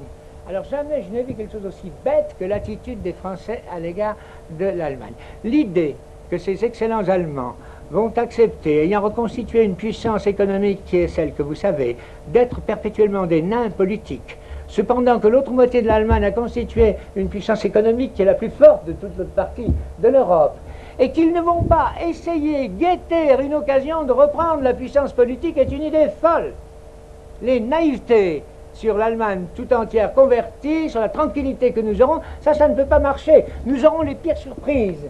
Et si nous n'y pensons pas, eh bien, recommencerons tout ce que nous avons connu en bien pire. Ça sera bien pire. Car il n'est pas évident que cette fois, il y aura un affaiblissement réciproque sur lequel Maurras avait beaucoup compté de l'Allemagne et de la Russie. Il pourrait très bien y avoir des choses dans la direction de ce que fut Rapallo. Les Russes ne sont pas bêtes non plus. Et ils ont été longtemps gouvernés par les Allemands, aidés intellectuellement et politiquement par les Allemands. Et comme ils ont chassé leurs Juifs, beaucoup, et leur ont enlevé le pouvoir, ils auront peut-être besoin de nouveau des Allemands. Bref, l'idée d'équilibre politique telle que nous l'avions conçue, un De Gaulle pouvait essayer de ligoter l'Allemagne, au moins il le disait. Bon, mais aujourd'hui, ils s'imaginent que ça va aller tout seul sur leur bonne mine. Hein? Je pense que c'est une illusion de le croire, et je pense qu'un prince, simplement, s'il n'y a pas une grande réforme spirituelle et morale de tout l'Occident, un prince français n'y réussirait pas forcément. Là, vous développerez pour vous-même, vous êtes capable de voir des choses que je ne vois pas moi-même là-dessus. Le second obstacle, la seconde grande présence redoutable, c'est l'islam. Cet islam est quelque chose... Ce n'est pas pour rien que Maurras parlait de l'islam. Il parlait de l'islam germanique. C'est assez curieux. Il a toujours considéré que l'islam... Oui, la force liée dogmatiquement à la croyance. La destruction des limites que la théologie chrétienne a pu apporter aux conceptions rêveuses, aux conceptions métaphysiques, théologiques rêveuses de l'Orient. Bref, ce que nous avons vu, ce que nous avons connu. J'ai connu au Maroc et j'ai connu en Algérie des musulmans, ils étaient gentils, magnifiques. Il y en a même qui voulaient venir, quand je suis rentré en France, ils voulaient venir avec nous, ils aimaient les enfants, etc. Mais n'empêche que les mêmes, dans certains cas, sur un ordre donné, égorgeaient, tuaient, sans pitié et sans hésitation. Pour obtenir que cet islam, surtout lorsqu'il est infiltré, établi chez nous, ne devienne pas meurtrier, il faut beaucoup de force et d'amour. Je dis les deux, beaucoup de force, et la décision de ne pas se voiler les yeux sur le péril, qui est immense. Et je dis beaucoup d'amour qui les arracherait au fanatisme et à la folie. Le problème est celui de la conversion. Ah ben oui, mais si on ne peut pas convertir, il est évident qu'il n'y a pas de culture possible en France. Il est évident que l'identité nationale ne sera pas conservée avec une dualité de culture. Sont complètement fous ceux qui l'ont imaginé. Mon ami Chaunu n'a pas cédé là-dessus trop dans les débats sur la nationalité qui sont récents et que vous avez dû suivre. Là, nous allons revenir à cette question de l'identité. L'islam est quelque chose... Et puis alors, sans parler du cas de la France et de notre identité, il y a le cas du Proche-Orient. Alors là, vous n'êtes peut-être pas tous du même avis, mais c'est bien difficile quand on est à Marseille de ne pas voir ce qu'il fait. Moi, je l'ai vu cet après-midi, le peu d'heures que j'ai eu, où j'ai pu regarder. Je crois qu'il y a un péril effectif que la seule présence d'une autorité unique, ne pourra pas enrayer. Et d'autre part, il y a, c'est encore plus grave, car si l'islam est si conquérant, et s'il peut menacer une vieille patrie comme la nôtre, et s'il peut être en même temps une cause possible de guerre mondiale, des choses les plus affreuses actuellement, eh bien c'est parce que nous ne sommes pas nous-mêmes et que nous ne pouvons pas présenter sérieusement nos raisons de vivre et nos raisons de nous battre. On ne croit plus à notre volonté de vivre et de mourir si on nous ôte les raisons de vivre. Ces gens que souvent vous devez côtoyer, dont certains qu'avec raison d'ailleurs peut-être dont vous avez tantôt peur et que tantôt vous méprisez, ces gens-là ne sont pas du tout persuadés que vous valiez grand-chose, que nous valions grand-chose. Ils ont des raisons solides aussi de nous mépriser. Il faut donc la transformation morale, complète, politique, morale, elle est absolument nécessaire. Puis ils ont quelque chose, c'est un fait, qu'ils voient, qu'ils savent. Il est certain que la société, comme Maurras l'avait admirablement vu, et vous n'avez qu'à relire à chaque moment, il faudra le lire chaque jour, l'avenir de l'intelligence. La puissance de l'argent chez nous, telle que la démocratie l'a établie, est quelque chose de particulièrement abject. Nous sommes plus abjects que n'étaient les Romains au pire moment, au moment les plus décadents et les plus effroyables. Il ne s'agit pas de taper sur nos poitrines en disant nous méritons tous les malheurs qui vont nous arriver. Non, ça veut dire seulement la métanoïa grecque, changer d'esprit, changer de vie, changer de tout. Et changer de vie, changer d'esprit, eh bien ça veut dire la chrétienté. Moi, j'ai vu des gens, j'ai vu le prince Jean à Paris, à la Sorbonne, et j'ai vu justement, on le trouvait trop chrétien. Il ressemblait un peu trop, il semblait ressembler un peu trop à ces petits princes allemands, trop fidèles à la, et pris entre la Sainte Vierge peut-être. Eh bien, je crois que c'est une de nos chances, cette vivacité, cette fidélité, cette adhésion très profonde au christianisme, c'est notre chance. C'est cela autour de cela, et surtout viendront autour de cela des gens qui n'ont plus eux-mêmes la foi, qui ne sont pas des chrétiens. On ne demande pas aux gens, bien sûr, il n'y a pas de théorie chrétienne du pouvoir, mais il y a une influence majeure et décisive du Christ et de la présence du Christ sur les réalités du pouvoir. Et à partir du moment, les gens qui ne sont pas chrétiens, qui verraient ce que c'est qu'un prince chrétien, Saint Louis, tout simplement. J'ai été élevé, tandis que le grand roi c'était Louis XIV, Père VI, pas très grand roi. Bon. Ensuite, quand je devenais plus malin, on disait, tiens, tu n'es pas très futé Louis XIV, j'avais des choses qui n'étaient pas trop belles, qui étaient superficielles. Réfléchis un peu, mon ami. Je réfléchissais. Elle dit, mais Louis XI, c'est un beau renard, et c'est une chose splendide, et c'est un homme d'une grande plénitude. Ça a été mon second roi. Et puis j'ai attendu, beaucoup plus tard, pour m'apercevoir que le grand roi qui avait tout, qui avait en lui ce qu'il y a dans Louis XIV, qui avait en lui ce qu'il y a aussi dans Louis XI, c'était Saint-Louis. Quand ça ne serait que par l'amour qu'il avait pour ceux qu'il appelait ses poulains lorsqu'il est revenu, lorsqu'il devait revenir de la croisade. Eh bien, Saint-Louis, ça n'est pas un mauvais exemple. Ce que la France a fait avec Saint-Louis, c'est exactement la forme d'universalité puissante que nous pourrions, qui pourrait gager en quelque sorte notre volonté de garder notre identité nationale. Je crois que ne pas hésiter à l'aventure. Qu'est-ce que vous voulez, je vois beaucoup, j'ai de mes élèves qui ont vu ça, pour le Liban. Quand on pense à ce que la France, puissante encore, ce qu'a fait du Liban, et ce que nous avons laissé faire, hein, il y a évidemment là une indignité totale. Nous ne devrions pas pouvoir dormir avec ce que nous avons fait. Et d'ailleurs, ce que nous avons fait, laissé faire à nos harkis, c'est de même espèce. Nous avons trahi des gens. Nous nous sommes conduits d'une manière déshonorante, et le triste, pour les gens de ma génération, c'est que c'est malheureusement, beaucoup sera réparé par mes petits-enfants et arrière-petits-enfants, plus que par ma génération. Mais il faut sentir cela avec une humilité totale, pas une humilité sur la poitrine des autres, mais sur la nôtre. Nous n'avons pas défendu ce qui devait être défendu. Le bien conquis reste à défendre. Il y a un long poème de Maurras sur le bien qui reste à défendre. Alors, ça n'est pas très gai, mais il y a pire, il y a la vulnérabilité extrême de notre forme de civilisation, n'est-ce pas, actuellement. Je ne parle pas, ça peut avoir il y a de bonnes choses dans la télévision, ça peut être bon et utile, un État pourrait s'en servir, mais je pense aux enfants.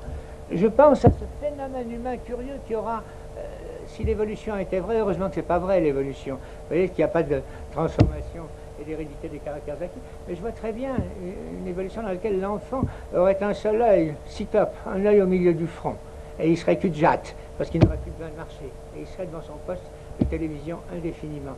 Quelle est la forme de culture et quelle est la forme de langage que nous donnons à nos enfants?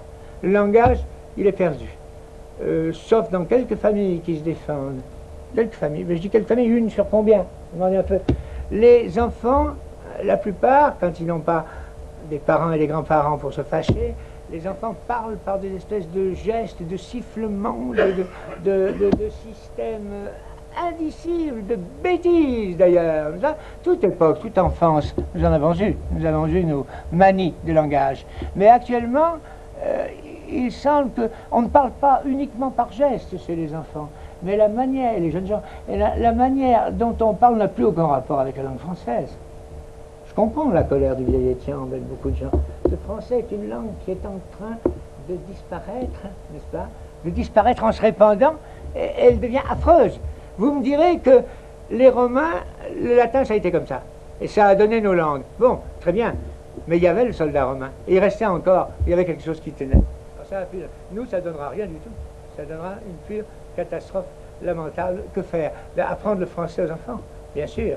Et peut-être faudrait-il aussi songer à, eh bien, à aider les instituteurs, à ne pas les mépriser sous prétexte qu'ils ont fait tant de bêtises dans le passé. À aider l'enseignant à ne pas avoir à gauche, l'instituteur est adorable et adoré pourvu qu'il apprenne aux enfants à mépriser sa nation et sa tradition. Et à droite, presque toujours, l'instituteur est méprisé, n'est-ce pas? Parce qu'il enseigne ce qui est mauvais à ses chères têtes blondes. Et je crois qu'il y a là un redressement à l'égard de l'enseignement qui serait très important. Je crois que tout ce qui sera fait d'ailleurs dans l'ordre de l'enseignement sera majeur. Est-ce que c'est possible? Est-ce que vous avez envie de le faire? Est-ce que vous voyez ce que ça coûterait aussi? Ça coûtera très cher. Et puis ça coûterait en loisir, figurez-vous. Les parents seront obligés de nouveau de parler à table, et même de demander aux enfants de ne pas trop parler eux-mêmes, de ne pas se lever de table tout de suite d'ailleurs, pour leur apprendre des choses, leur conter des histoires, leur chanter des chansons. Ça ne se fait plus. Hein? Ça ne se fait plus. On a du temps, les adultes en ont du temps. Qu'est-ce qu'ils en font? Et je suis persuadé que là aussi, il y a un redressement qui est possible, mais qui n'est pas commencé. Bon. Voilà pour les illusions, pour la partie un peu noire. J'irai très vite. Vous me direz s'il faut que j'abrège beaucoup. Hein? Vous me donnez combien? Il y aura vos questions. Alors, Théorie de la politique. Alors, heureusement, il y a une chose bonne, c'est que nous sommes, grâce à Maurras, à De Maistre, avant lui, il y a d'autres, grâce à saint Thomas, hein, aussi, peut-être, enfin, grâce à ce dont nous disposons, il y a de disponible une théorie politique, une théorie du pouvoir, qui permettrait de supprimer les vieilles bêtises et les vieilles bagarres. Par exemple, toute la bagarre sur le mot démocratie pourrait être liquidée, très rapidement. La démocratie comme religion, comme islam, comme a dit Maurras, c'est en effet le mal et la mort. La démocratie comme régime politique, Platon l'a montré, c'est le plus mauvais des régimes, bien sûr. Mais si on donne, comme dit saint Thomas, qui considère que la démocratie fait partie, est une des composantes, avec la monarchie et l'aristocratie, de tout régime humain, si on donne à la démocratie un sens très précis, que nous allons voir, on ne passera pas son temps à s'engueuler avec des gens avec qui on serait d'accord sur tout, sauf sur.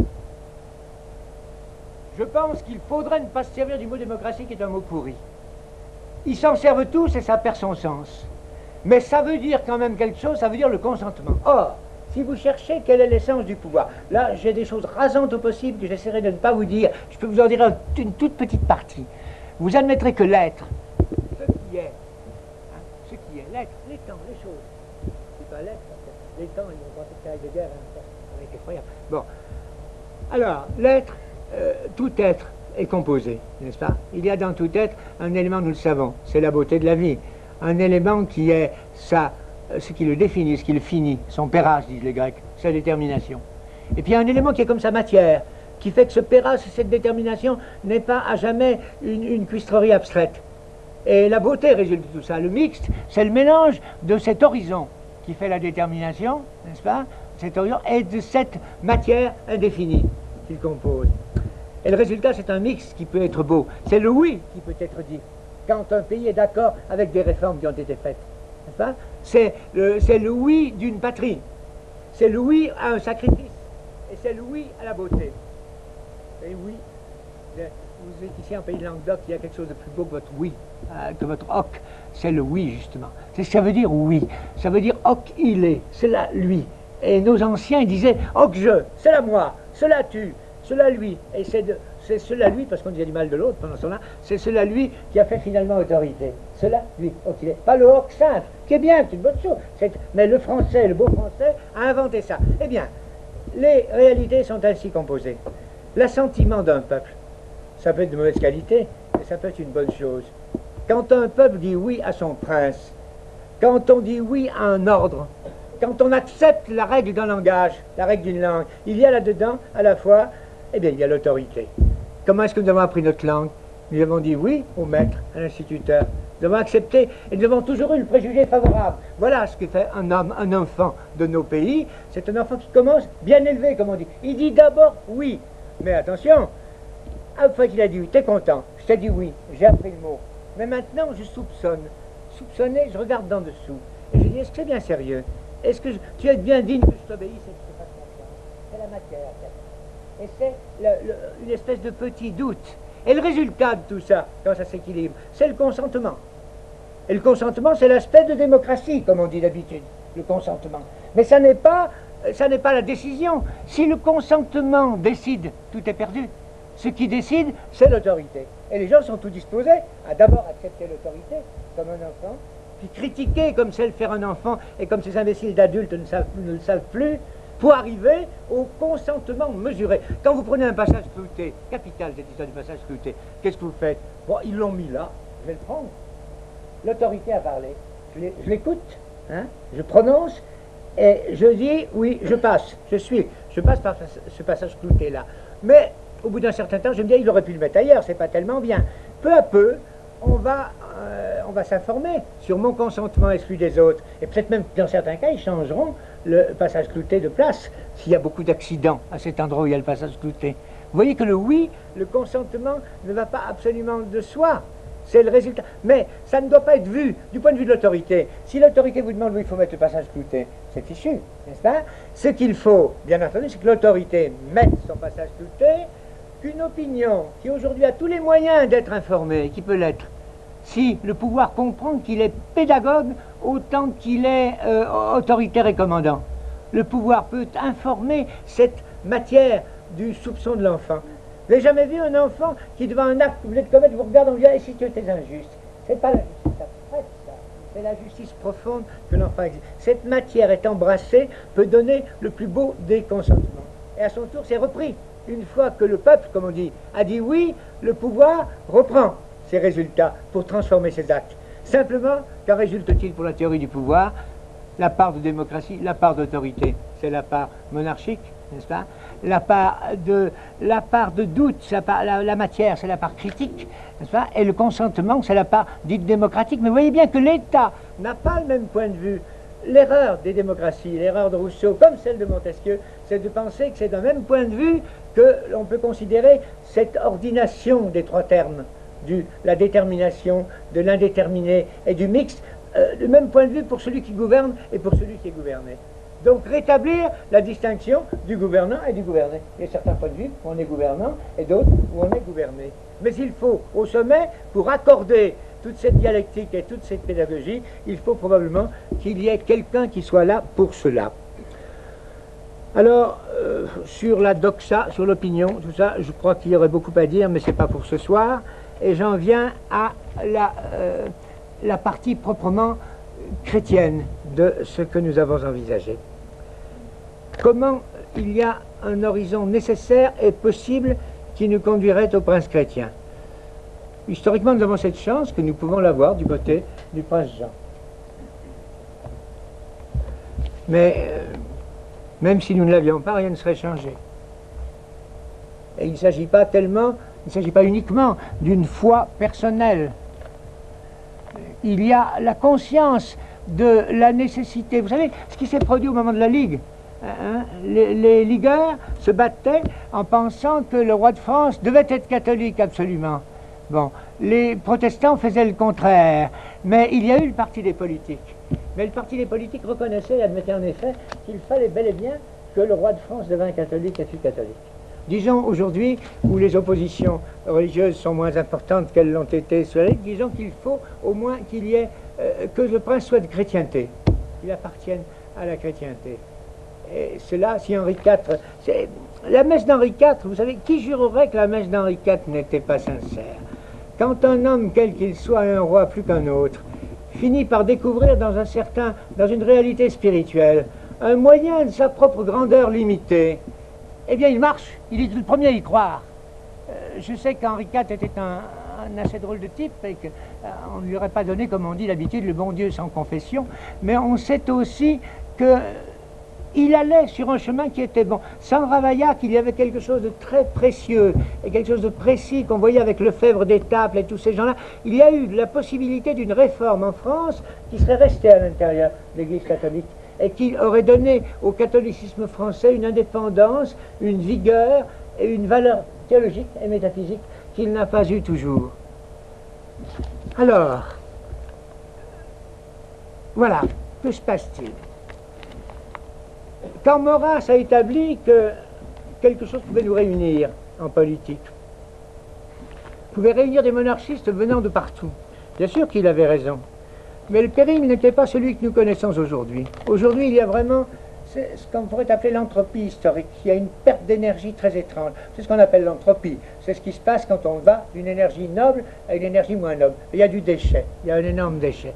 Et cette Circé, la magicienne dont je vous parlais tout à l'heure, lorsqu'elle transforme les compagnons d'Ulysse, lorsqu'elle les transforme en cochons, ensuite, grâce à Ulysse, qui serait déjà comme le prince chrétien, grâce à Ulysse, il va y avoir un retour. Ils vont revenir à leur forme humaine. Mais est-ce que vous croyez que ce sera aussi simple que quand elle leur a dit avec sa baguette, elle a été toute surprise quand Ulysse n'a pas obéi, quand elle a dit à ses compagnons, allez, ôtez, bande de cochons, elle les a transformés en porcs, n'est-ce pas? Ils ont marché. Ensuite, quand Ulysse obtient d'elle qu'elle les retransforme en hommes, il ne suffit pas d'un petit geste comme ça, il faut aller plus profond. Il faut s'occuper de chaque un, catécaston, dit Homère. Il faut s'occuper de chaque un pour les faire revenir. Il y a donc, après les dégradations bestiales comme celles que nous avons connues, une transcendance nécessaire. Il faut se ressourcer à des énergies beaucoup plus profondes. Et il n'y a pas beaucoup d'autres formes de transcendance que la transcendance religieuse. Un mouvement, il est probable qu'un mouvement de grande foi, de piété profonde, succédera à la période que nous connaissons. En tout cas, nous ne nous en sortirons pas sans cela. Sans qu'il y ait au moins ce noyau-là. Regardez comme nous nous sommes défendus. La démocratie a été battue, comme Maurras l'avait prévu sur un point précis. C'est sur l'histoire des écoles libres. Les écoles libres, j'ai vu des gens qui étaient étrangers à la tradition catholique, qui sont venus se battre pour elle. Je ne dis pas qu'ils resteront étrangers à la tradition catholique. Hein. Il y a eu tout d'un coup ce mouvement, parce qu'on a senti que quelque chose serait dégradé dans la vie des hommes, dans la vie des Français, si ces lois uniques étaient prises et si l'enseignement catholique avait... Si l'opération qui avait réussi avec les lois laïques réussissait de nouveau. Curieusement, il y a du progrès, vous voyez, par rapport à ce qui s'était passé au temps de Ferry, à la suite. La France s'est mieux défendue. Et elle s'est mieux défendue grâce à ce mouvement que je considère comme monarchique d'avance et chrétien.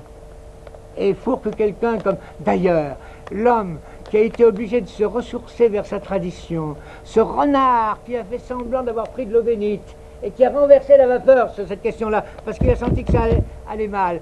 Ce renard s'est tourné vers ce qu'il avait vécu quand il était petit. Quelqu'un me disait, c'est Bénoubli je crois, j'ai servi la messe avec lui en Charente. Hein. Là, ne négligeons pas le fond chrétien dans ce pays. Il a un sens tout à fait multiple. Il y a beaucoup de gens qui disent, oh, les catholiques, les gens qui vont seulement à la messe, qui ne sont pas profondément... ce simple vernis du catholicisme peut avoir aussi une importance capitale. On le verra dans la période suivante. Alors, dans les autres transformations, dans ce qui s'est passé récemment, si vous êtes monarchiste, vous êtes au courant. L'adversaire n'a même pas osé attaquer et en tirer parti. Donc il n'y a pas tellement d'adversaires. Il y a des gens qui font semblant de blaguer là-dessus. Il y a encore le canard enchaîné. Mais le canard enchaîné, ça ne fait pas tellement de monde. Il y a eu tout de même cette chose énorme que l'ordre de la succession dynastique n'a pas été absolument supprimé, mais le comte de Paris a tiré la leçon, a constaté qu'en France, qui est un pays catholique, dans la lignée royale, on ne pouvait pas régner et divorcer. Hein? C'est assez curieux. Cette importance du fait familial et du fait dynastique joint à ce que je vous ai dit tout à l'heure, à une circonstance particulièrement pénible et affreuse, car vous savez que le prince Jean, en dehors de la princesse Marie, qui consacre, c'est ça qui est aussi très curieux, providentiel, qui consacre toute sa vie à l'enfance malheureuse de tous les pays. Vous savez que la princesse Marie consacrait sa vie à cela. Et c'est l'aîné de cette famille. Et le prince Jean n'est venu qu'après 2 enfants malades de naissance, et après la naissance desquels, d'ailleurs, madame s'était trouvée seule pour élever les enfants. Et ce sont des faits de cette sorte qui ont marqué cette famille, qui l'ont marqué d'une grande douleur et en même temps d'une grande sûreté. C'est une famille d'une unité extraordinaire. Il fallait voir comment ça s'est passé en Oise, n'est-ce pas? Et il fallait voir cette présence extraordinaire. Et je ne dis pas qu'il faille jeter la pierre à personne, ça serait tout à fait absurde. Je dis simplement que les faits sont tels, la tradition française est telle, et de nouvelles traditions sont constituées de telle sorte. Vous parlez de cette tradition, de cette loi non écrite nouvelle, impliquant des devoirs très étranges à l'égard des enfants. C'est ça que les gens qui sont anti-nazis, comme ils disent, là, voilà, un enfant malade, n'est-ce pas, et de naissance. Hein. La conduite de toute une communauté est décisive à son égard. Les abrutis, la combinaison d'un scientisme crétin avec le germanisme brutal et sauvage, ça a donné les lois que vous connaissez et la décision allemande de détruire dans leur propre race les enfants qui ne répondaient pas à leurs critères de santé et d'équilibre. Hein. Alors, à plus forte raison, quand il s'agissait des autres races. Et s'ils avaient gagné, qu'est-ce que nous aurions pris? Et là, non, pas à l'oublier, ça. C'est tout à fait important. Jamais, un instant, l'action française n'est tombée dans les imbécilités racistes et dans les crimes racistes que malheureusement on n'a pas hésité à lui reprocher, alors qu'elle avait été vraiment seule à défendre très curieusement les victimes du nazisme à ce point de vue-là. Alors, dernier point, je n'ai dit que le quart de ce que je voulais vous dire, mais encore une fois les questions vont développer les choses. Dernier point, c'est l'identité nationale. Qu'est-ce que c'est que votre identité nationale et qu'est-ce que vous voulez faire pour elle? L'identité nationale, ça ne consiste pas à descendre dans la rue et à crier la France aux Français. Il y a eu des moments où c'était possible et où ça avait peut-être un sens. Ça n'a aucun sens quand on a fait venir ou laissé venir des gens, en particulier pour faire le travail dont nous sommes maintenant incapables, comme les Romains ont fait venir des gens de partout. Nous sommes généralement incapables. Je veux dire que la solution qui consisterait à chasser les gens n'est pas non plus, immédiatement, n'est pas non plus la bonne. La solution qui consiste à empêcher de venir des gens que nous ne pouvons pas, dont nous ne pouvons démontrer qu'ils ne sont, leur vie chez nous n'est pas compatible avec notre identité nationale, ni d'ailleurs avec leur équilibre personnel, c'est une autre affaire.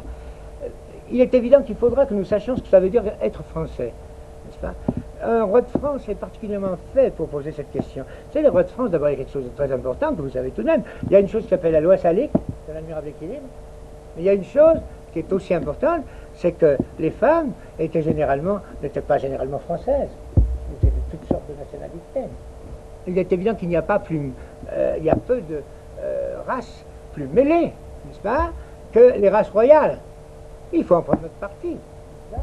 Et j'en mets l'action française en question. La loi salique suffit, voilà.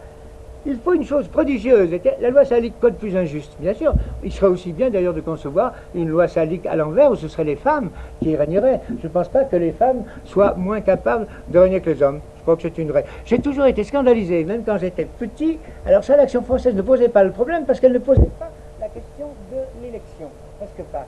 Mais nous avons osé, la Révolution française, cette magnifique Révolution française si ouverte et si humaine, a osé laisser les femmes de côté de manière abominable. Elle ne les a utilisées souvent en déguisant des hommes, qui se déguisaient en femmes, elle a utilisé pour faire des manifestations dégoûtantes, mais n'a pas un instant envisagé de leur donner d'ailleurs le droit de vote. Quand il faut bien voir que tout notre régime républicain a été fondé sur une illégalité, une injustice foncière qui est le droit de vote accordé seulement aux hommes. Il n'y a rien de plus imbécile. On ne voit pas pourquoi une femme ne voterait pas aussi bien qu'un homme. Mais il y avait une raison sur la Troisième République. Il y a une raison très précise, n'est-ce pas? C'est que les femmes ont été en France naturellement conservatrices de la foi.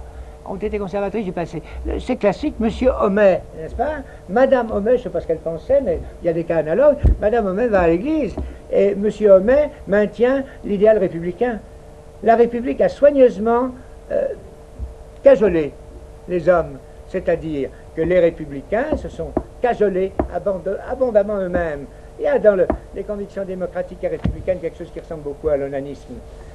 Ils ont toujours été comme ça. Eh bien, nous devons penser que notre identité nationale a pu être maintenue, n'est-ce pas, avec on verra d'ailleurs plus tard, avec l'influence des femmes dans la société française au moment de la Révolution était beaucoup plus considérable qu'elle n'a été par la suite, qu'elle n'a été au XIXe siècle. Vous me direz que c'était quelques femmes, bien sûr, dans la société où il y avait influence, dans la société dominante. Eh bien, les femmes ont eu une place très considérable. Le féminisme du Condorcet, c'est une rigolade dont parlait encore ce matin M. Badinter. Je ne sais pas si vous lisez Libération, je pense que non, moi je le lis toujours, je considère ça comme tout à fait nécessaire de lire Libération. Et ce pauvre Badinter racontait, il a fait avec sa femme un livre sur Condorcet. Et il disait, c'était une situation bien embêtante tout de même, ce pauvre Condorcet, parce que, mais qu'il avait tenu. Mettez-vous à sa place, dit M. Badinter. D'une part, il est abolitionniste. Il ne veut pas de la peine de mort. Bon, alors normalement, il doit voter contre la mort de Louis XVI, n'est-ce pas? Mais d'autre part, dit M. Badinter, la position de Robespierre est bien forte, car si l'on tue le roi, ça sera fait une fois pour toutes, ça sera tout à fait irréversible. Voilà ce que M. Badinter appelle un cas de conscience. Et on dit comme il est vertueux, comme il est bien, comme nous aurions confiance en lui, c'est ministre de la justice. Et ça, regarde, une coquinerie, une mauvaise action, un crime, mais qui réglait la question. Et on ne dit pas qu'on le ferait, on félicite Condorcet de ne l'avoir pas fait, mais hypocritement on reconnaît que la position de Robespierre était bien forte. Eh bien, voilà le genre de choses dont il faut sortir. Il faut donc réellement trouver des moyens de maintenir notre identité nationale, et nous ne le pourrons, c'est pas par des mouvements populaires, ce n'est pas avec des partis, ce n'est pas avec des groupements qui ne répondent que d'eux-mêmes, n'est-ce pas, qu'on obtiendra ça. Il faudrait obtenir dans l'État même que cette identité soit sauvegardée, comme la monarchie a été sauvée par la loi salique.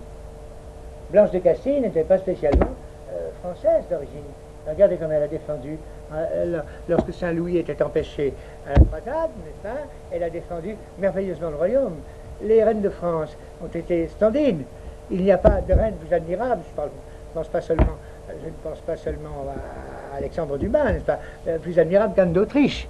Alors, il y a donc un moyen de sauver l'identité nationale, n'est-ce pas? Hein? Vraiment, et sans sacrifier, sans tomber dans l'horreur et dans le crime. Il faut y penser, il faut s'y mettre. Je croyais qu'on s'y mettrait avec la fameuse commission sur l'identité nationale. Ça n'était pas possible sous le règne que nous connaissons. Parce que le règne que nous connaissons avait l'avantage du point de vue de ces gens d'être un règne, et d'ailleurs il nous évitait un règne qui aurait été encore pire si nous avions eu l'autre guignol avant. C'est pourquoi on pouvait comprendre de voter Mitterrand à la fois précédente, n'est-ce pas? Mais cette fois, ça n'est plus du tout possible. Et on voit bien qu'il n'y a pas de réforme profonde possible avec quelqu'un qui représente secrètement un parti. Il faut, pour qu'il y ait un parti, que quelqu'un dont la volonté soit pure, hein, quelqu'un qui soit vraiment comme... C'est la chevalerie est une chose un peu rapportée en France, même qui a eu son rôle, mais il y a toujours une nouvelle chevalerie possible. C'est l'âge héroïque dont parle Vico. C'est le retour des âges héroïques, si vous voulez. Ce qu'on peut voir dans le prince chrétien tel qu'il arrivera, on n'a pas besoin des sens de Nostradamus ou de choses pareilles. Ce qu'on peut voir, c'est cela. Une manière, d'abord, ce qui serait la moindre des choses pour les petits-enfants, de ne pas être trop dégueulasse, et en même temps de sauver notre avenir, si j'ose dire l'avenir de notre passé, et l'avenir lui-même, l'avenir que nous ne verrons pas. Alors c'est sur cela que j'aimerais que vous réfléchissiez, et que vous compreniez que cette position-là est typiquement une position maurassienne et monarchiste. Ce que certains d'entre vous auraient peut-être tendance à mettre en place. Je compte sur vos questions.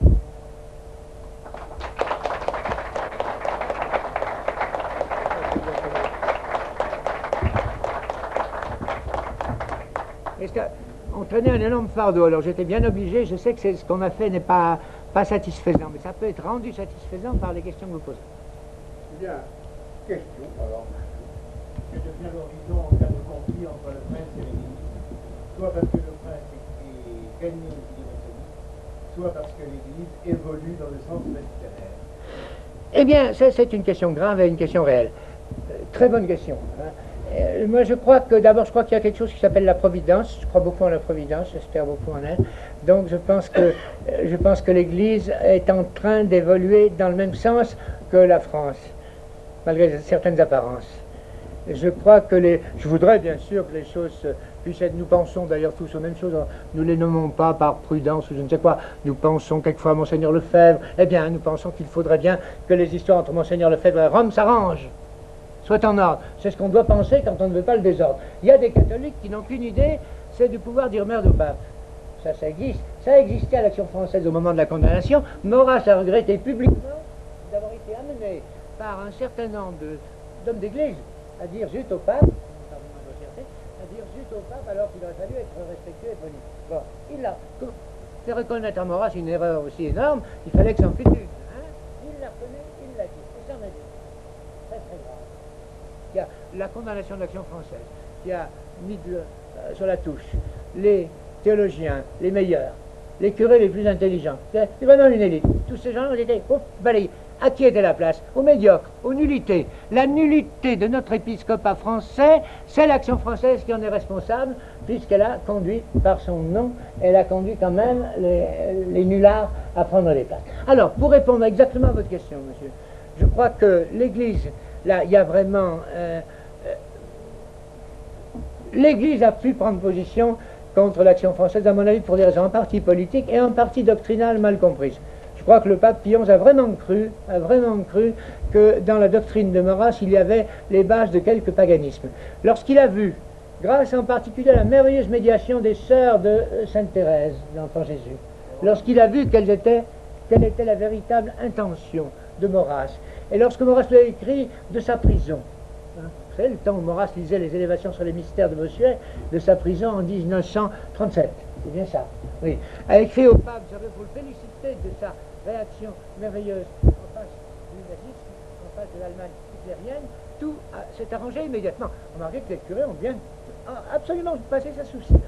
le nombre de curés qui vous racontent Action française qui a été condamné. Mais racontez-nous donc un peu, hein, curé bizarre, ce qu'il y a dans la correspondance entre Maurras et Pie XI, et pourquoi la condamnation a été levée. Alors je crois que ce ne serait pas aussi commode maintenant, surtout en face d'un prince chrétien.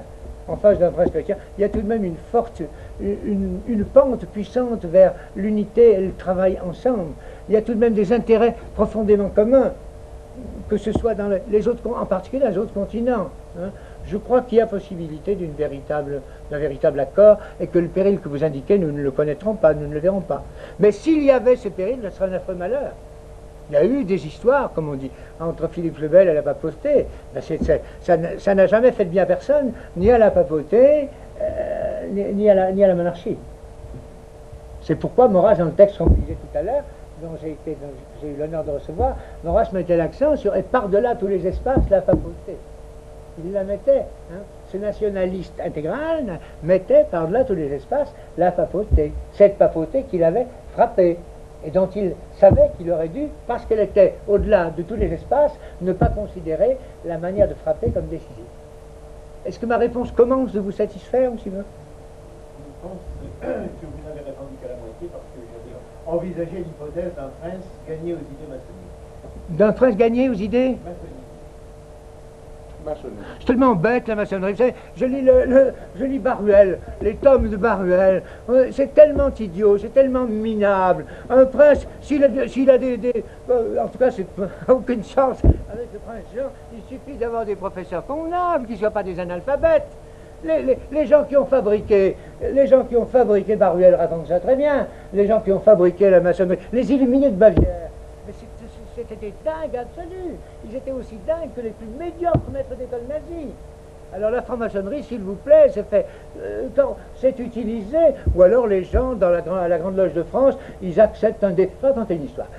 Un jour, M. Alquier, c'était pour ma soutenance de thèse d'État, M. Alquier, un moment, me dit, avec un accent que je n'imiterai pas, mais M. Boudin, que préféreriez-vous en réalité, un déiste ou un athée? Oh, je dis un athée tout de suite. Hein, bien sûr. En particulier, le déisme en général, c'est idiot. C'est le monothéisme sous cette forme, le monothéisme sans la théorie de la personne et sans les personnes de la Trinité, sans la théologie qui l'accompagne, le monothéisme est inférieur à n'importe quelle idolâtrie païenne, n'est-ce pas? Certainement. Il vaut mieux le paganisme, n'importe quoi, plutôt que le déisme. Le déisme a la même figure secrète que les passions des gens qui sont assez sots pour le professer. Donc l'idée qu'un prince peut devenir imbécile, mais on l'interdit dans ce cas-là, il y a des moyens.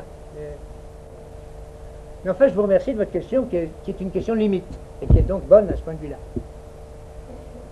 Pour continuer dans le même sens, peut-être pourrez-vous nous éclairer, quelle a été la formation, quel professeur a eu, quels ont été les maîtres de la jeunesse, car c'est là que c'est important, du prince Jean? Ah ben alors ça c'était... D'abord, il a eu quelqu'un d'extraordinaire qui est sa mère. Et puis il a eu une expérience étonnante, hein, et douloureuse. C'est l'expérience, c'est ce qui s'est passé du côté de son frère et sa sœur. Ensuite, il a eu...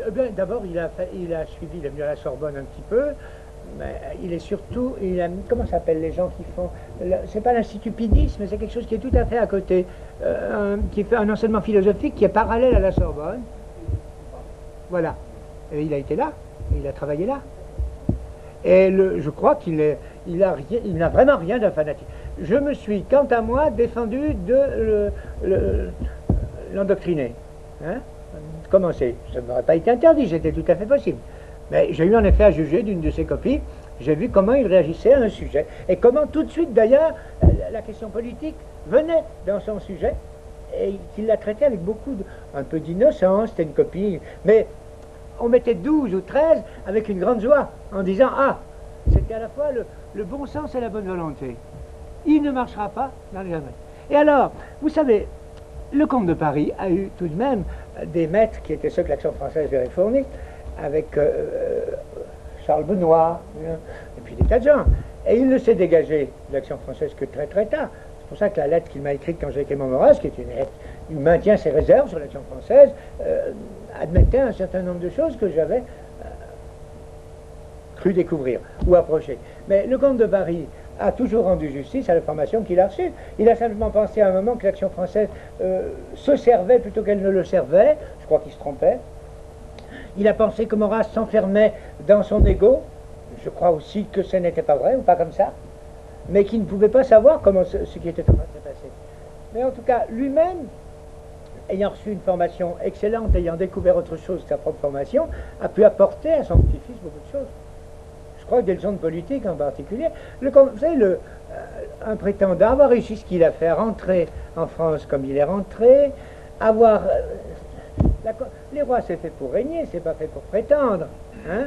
Et quand il est rentré en France après en 47, il a eu beaucoup à faire pour se faire admettre sans déchoir lui-même. Faire accepter. Il a créé un respect chez des gens que j'aurais eu tendance à traîner, quand je ne l'ai pas fait d'ailleurs, dans la boue.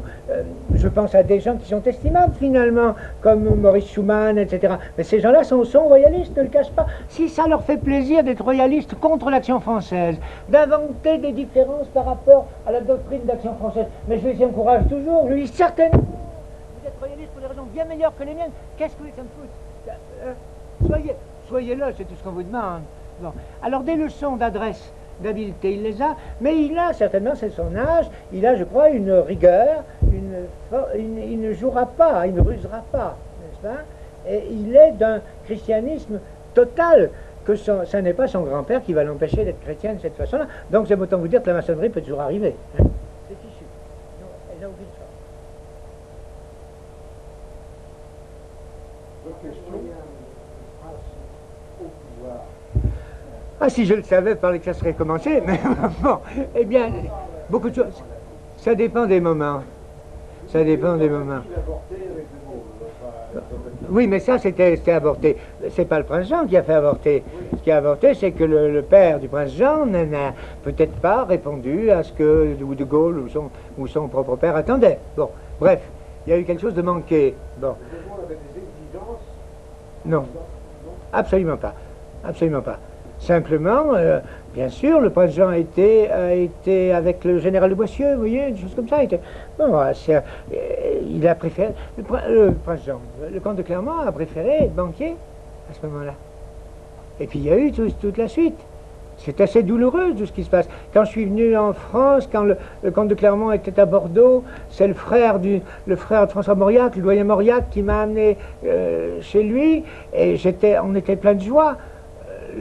Clermont a été le condisciple de mon fils aîné à Sciences Po aussi. On n'avait rien contre. Mais il se trouve que ça ne s'est pas révélé historiquement possible. Enfin, c'était tout de même une chance prodigieuse d'avoir ce que... De Gaulle étant tout ce que vous voulez. Moi, ça m'est bien égal, là aussi. L'opinion qu'on a sur De Gaulle. Je pense que De Gaulle était un roi de théâtre. Mais comme je pense que tout était théâtre à ce moment-là, quand on veut réussir à l'intérieur du théâtre, il faut un roi de théâtre. D'autres penseront que non. Bien, moi c'est mon avis. Alors dans le cas, dans une situation plus claire avec le prince Jean, je crois que l'idée monarchique est un peu partout. Le mot, tenez, voilà.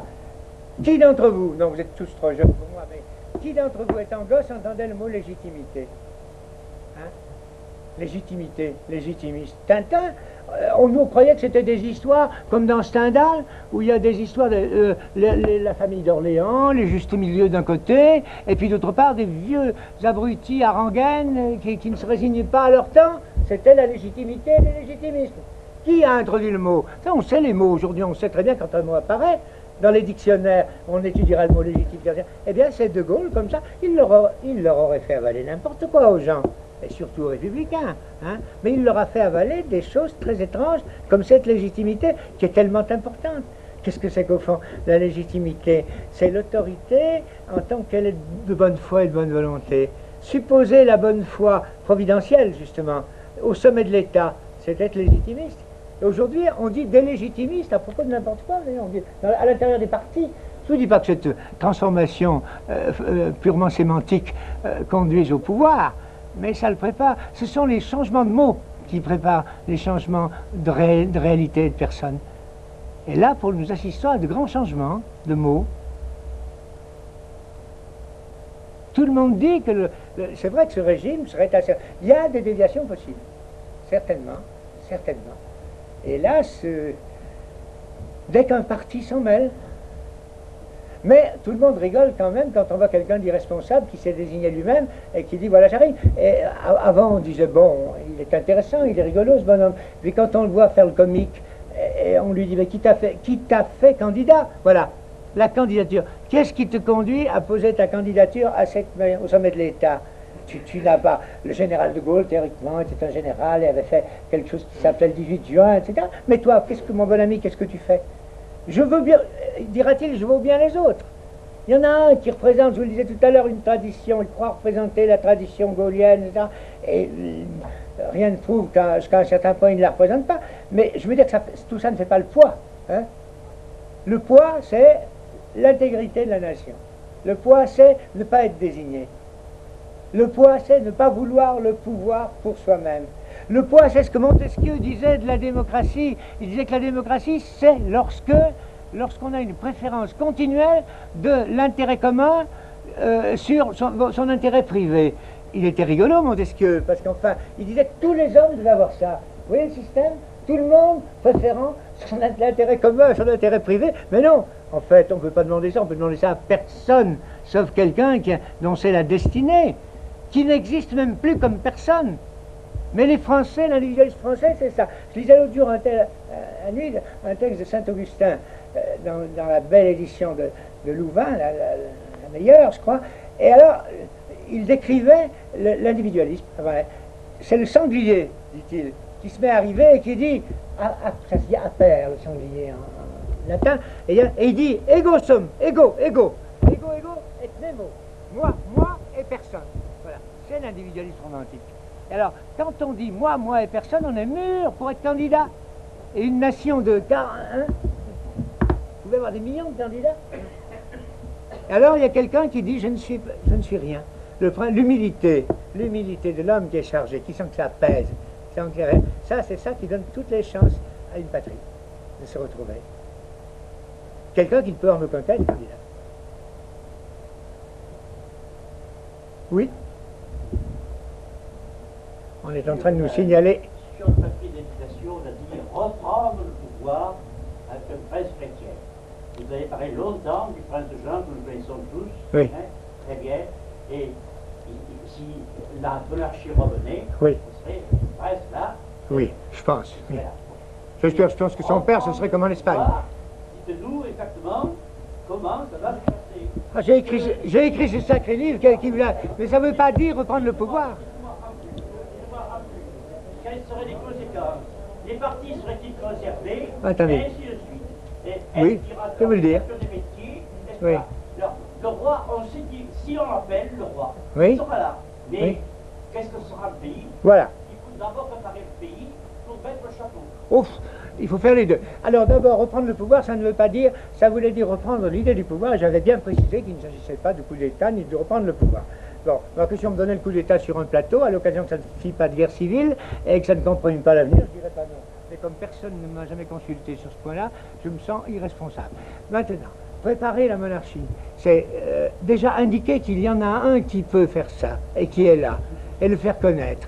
Alors, c'est beaucoup parce que vous le connaissez, mais tout le monde ne le connaît pas. Les enfants ne le connaissent pas. Moi, je vois ça, j'ai des petits-enfants en 6e, j'en ai qui passent le bac chaud.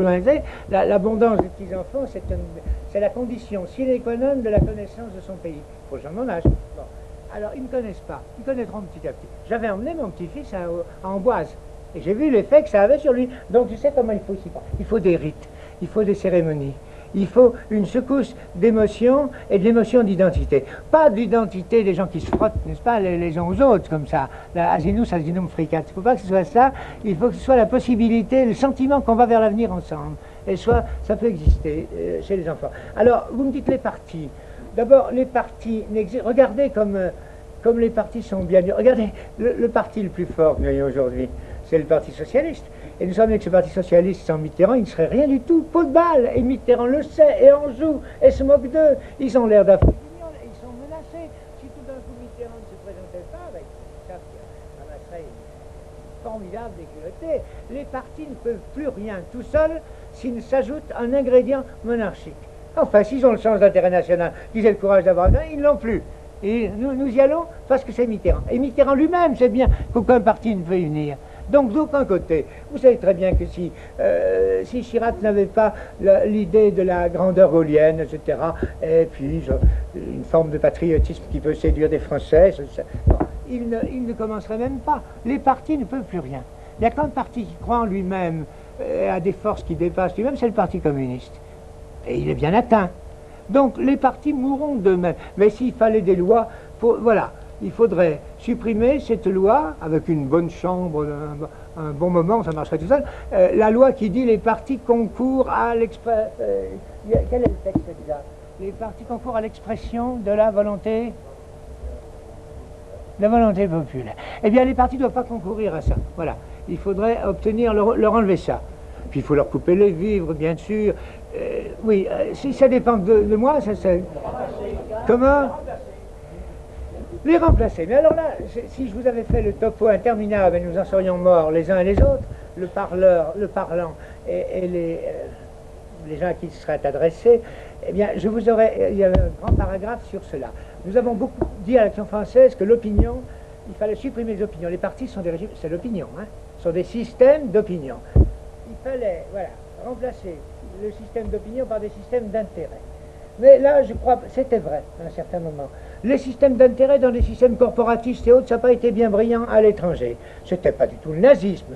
Le système salazarien ou le système mussolinien, c'était pas... Mais enfin, je crois que d'abord les gens sont très ignorants de leur propre intérêt, dès qu'on les organise, on les encadre, et qu'il y a ceux qui tirent les marrons du feu.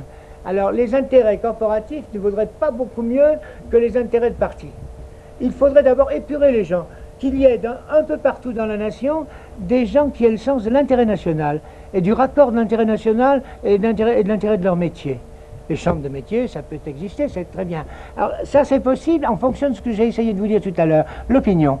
C'est-à-dire, il est possible à un État un peu pédagogue, usant des moyens, au lieu de faire des âneries comme les sondages tous les jours, j'ai tort de parler des sondages, jamais personne n'est venu me sonder, je ne sais pas pourquoi d'ailleurs. Ah, qu'est-ce que je pourrais protester? Je vais leur faire un procès, pourquoi est-ce qu'ils ne me sondent pas? Hein? Pas juste ça. Bon, mais enfin, il paraît qu'on sonde les gens. Ça se dit beaucoup et ça se fait beaucoup. Au lieu de ça, le pouvoir a des moyens d'informer.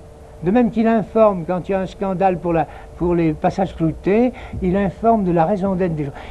Les gens perdent tellement de temps avec des âneries, hein, que grâce à la télévision et le reste, on pourrait très bien les informer sur ce qui les intéresse et sur ce que fait l'État. On pourrait très bien justifier. Alors à ce moment-là, l'État ne serait pas seul, vous voyez? Et cette circulation d'opinion, comme dit Platon, c'est l'opinion avec le logos, l'opinion avec la raison de l'opinion, qui est une espèce de science, une espèce de savoir. Il pourrait y avoir des savoirs, il y en a déjà, il y a des gens qui savent dans un certain domaine beaucoup de choses, et les gens se mettraient à travailler, à réfléchir. Bien sûr, il faudrait que les gens travaillent, mais c'est comme pour les étudiants, ils ont envie de rien foutre dans l'ensemble. Mais dès qu'on leur propose de quoi travailler, ils travaillent trop, parce qu'ils embêtent le professeur. Étant professeur émérite, je ne fais plus que ce que je veux, mais sans ça, je dois dire que si j'avais continué comme ça, on n'aurait plus une minute, parce que les gens aspirent à savoir les choses.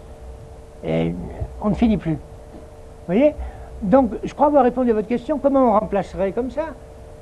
Et puis, vous savez, la menace va se faire de plus en plus forte. Les gens sentiront le besoin de se serrer et de s'informer et de préparer la défense. Préparer la défense sans devenir... Comment préparer la défense sans devenir un coquin? Voilà. Sans avoir honte de soi-même. Ça sera très difficile, de plus en plus. Car l'intérêt des autres, l'ennemi virtuel, quel qu'il soit, aussi bien le Khomeini que les autres, bon, hein, l'ennemi virtuel est terroriste comme n'est pas terroriste, l'ennemi virtuel a intérêt à nous faire des bêtises. Une France qui aujourd'hui, qui a encore une puissance moyenne, qui peut être multipliée justement par quelque honneur et quelque bon sens. Une France qui ferait des bêtises, ça serait liquidée. Alors la France sera de plus en plus responsable, aura de plus en plus besoin de noyaux de réflexion et de gens qui ne supporteront pas certaines bêtises, qui réagiront contre ces bêtises. Ça obligera à être quelquefois désagréable avec des amis, mais tant pis.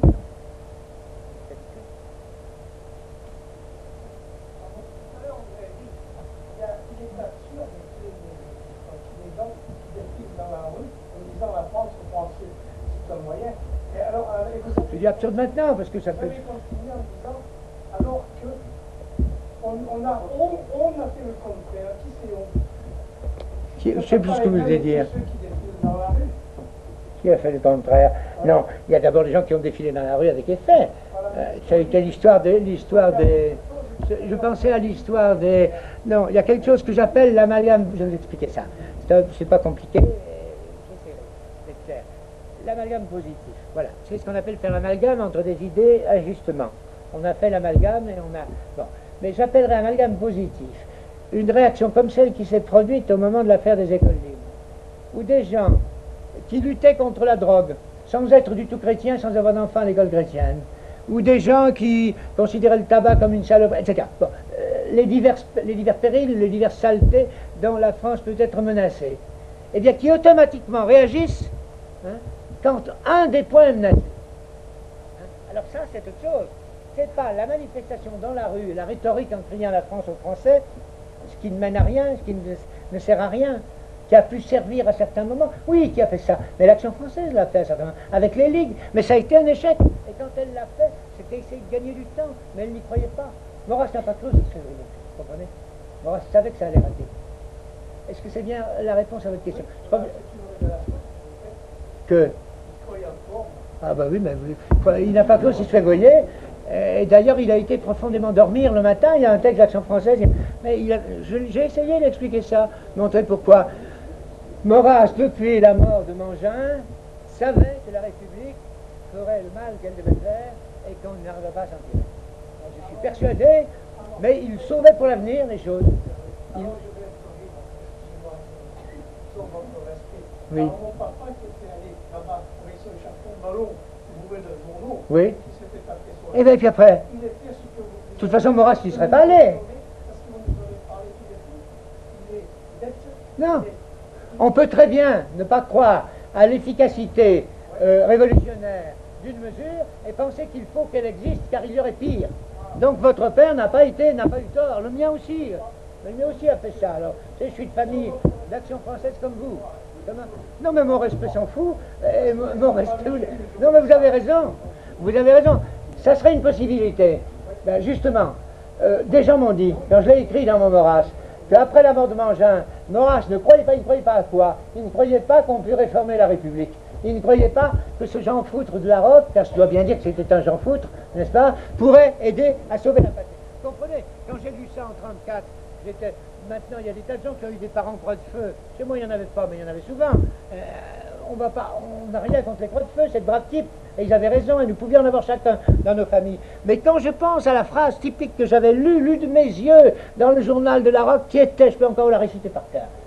Nous sommes affublés, comme le fantassin de 1914 de son pantalon garance, d'un lot d'institutions périmées, notre tempérament généreux s'y étiole. Bon. Un type qui écrit un truc comme ça, c'est fini. Ce qui fait qu'il y avait chez les croix de feu des lions conduits par des ânes, comme on l'a dit. Et je vous dis simplement que l'opération 6 février, que Maurras ne pouvait pas ne pas approuver, n'était pas une chose à laquelle il croyait. Du tout. Il croyait plus, peut-être, si vous voulez, dans le comte de Paris venant le condamner en 1937, Dieu sait qu'elle faisait râler, qu'aux manifestations qu'il avait lui-même organisées. Voilà. Parce qu'à sauver l'avenir, ça indiquait des choses possibles après. Et la monarchie a failli plusieurs fois se faire depuis ce moment-là.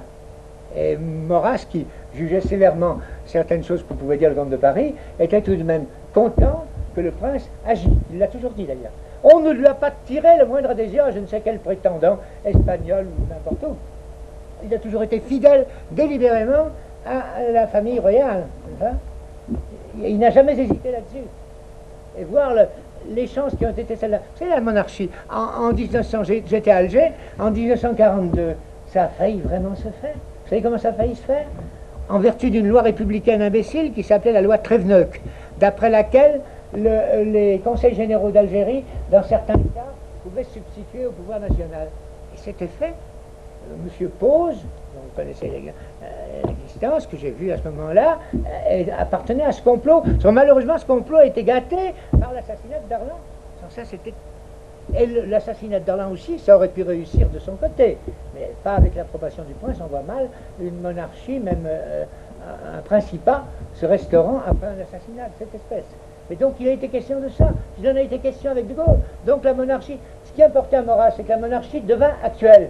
Vous voyez, ce que votre père, avec son chapeau et tous les journaux et tout le bazar, le chapeau melon, étant donné que sous ce chapeau melon, il y avait une cervelle, comme on dit, bien je ne pense pas que ce soit avec la cervelle que l'on pense, eh bien votre père devait être heureux, a été heureux de ce que la monarchie devint une chose actuelle et raisonnable, possible, voilà. Excusez-moi. Non, parce que l'objection, je me l'ai été faite aussi, alors. Mais faites-moi quelques-unes que je ne me suis pas faites. Il dit quelque chose.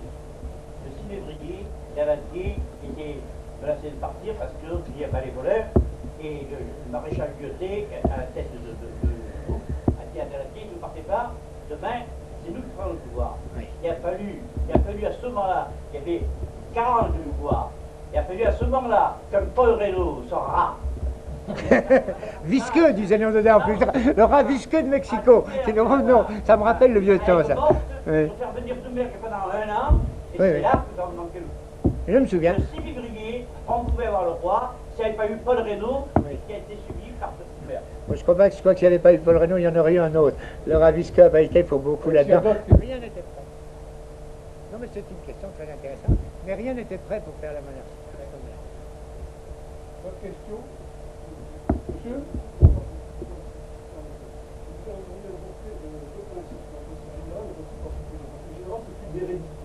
Vous venez de dire en instant de dénoncer un principe particulier, on ne peut pas fonder un rétablissement sur un assassinat. Or, si l'on joint les deux, l'hérédité et l'assassinat, qu'est-ce qu'on a? Le prétendant actuel et le descendant direct de l'assassin de Marcel. Oh non. Non, mais cette histoire de... Mais je veux bien vous répondre, c'est pas limpide du tout. C'est pas limpide du tout, parce que d'abord le régicide, le vôtre, la mort du roi, est un crime. Il y a eu d'autres fautes d'ailleurs dans l'histoire de la Maison de France, vous savez, il y en a eu d'autres et de tous les côtés. Mais ça n'ôte pas fonder. Les actes sont personnels quand même dans la monarchie.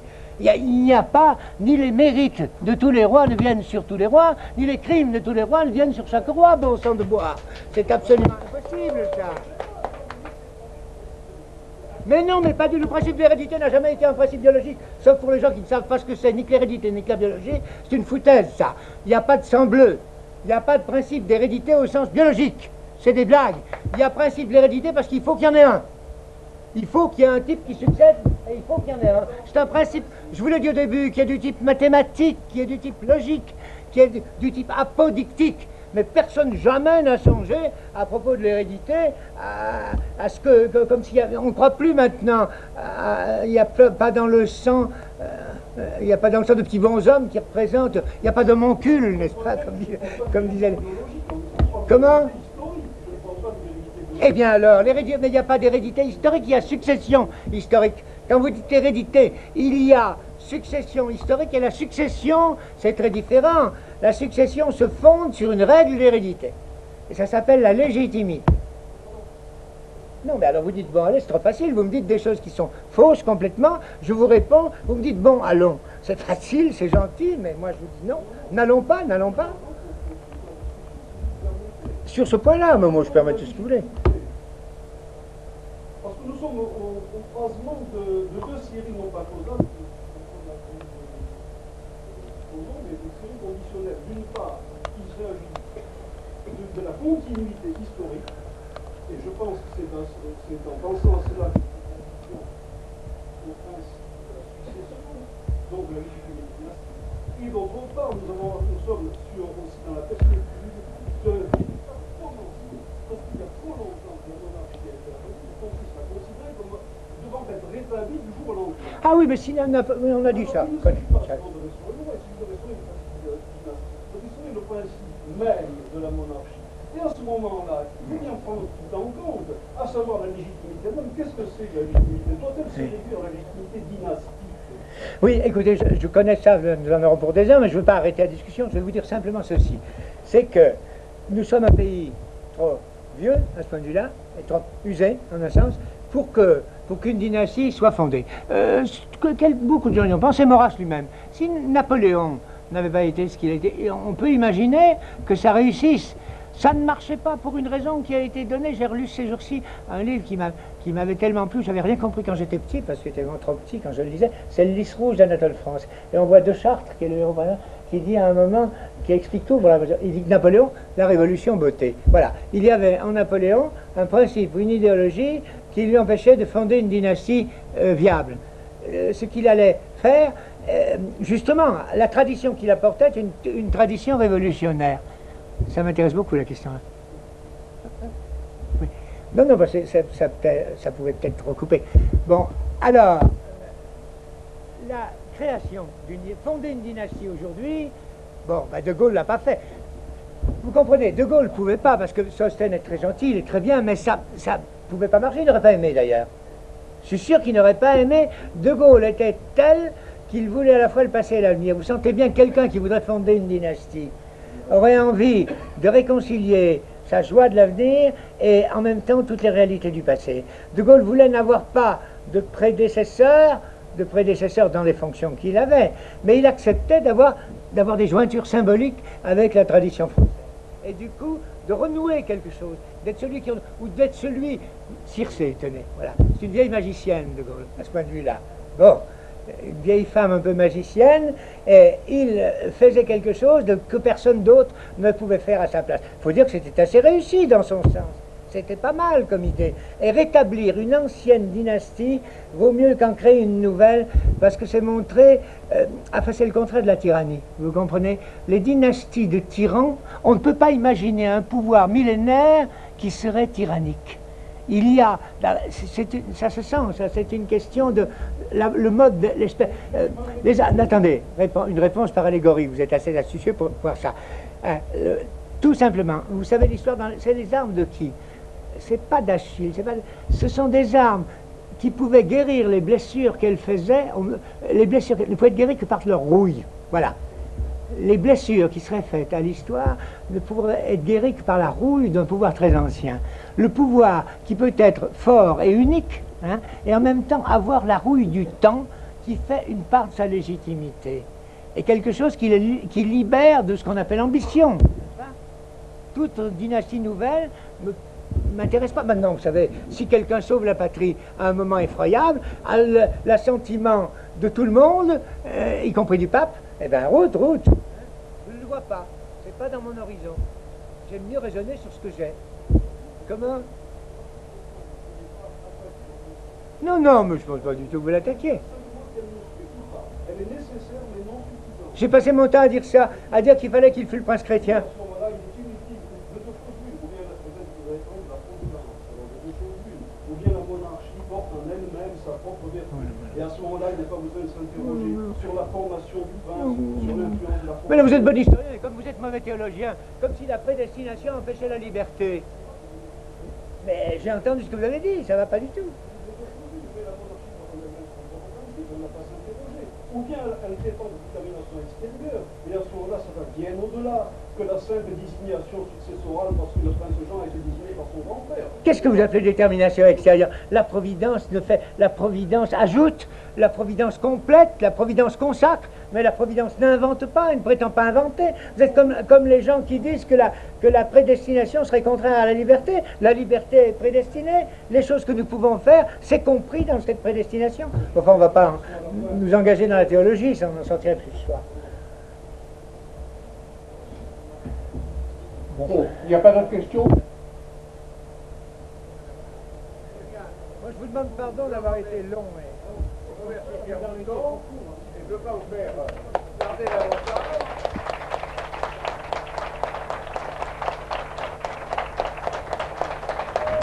Moi, je vous remercie très profondément de votre patience. Vous pour aller prendre le buffet, Tiens, ça c'est pour vous.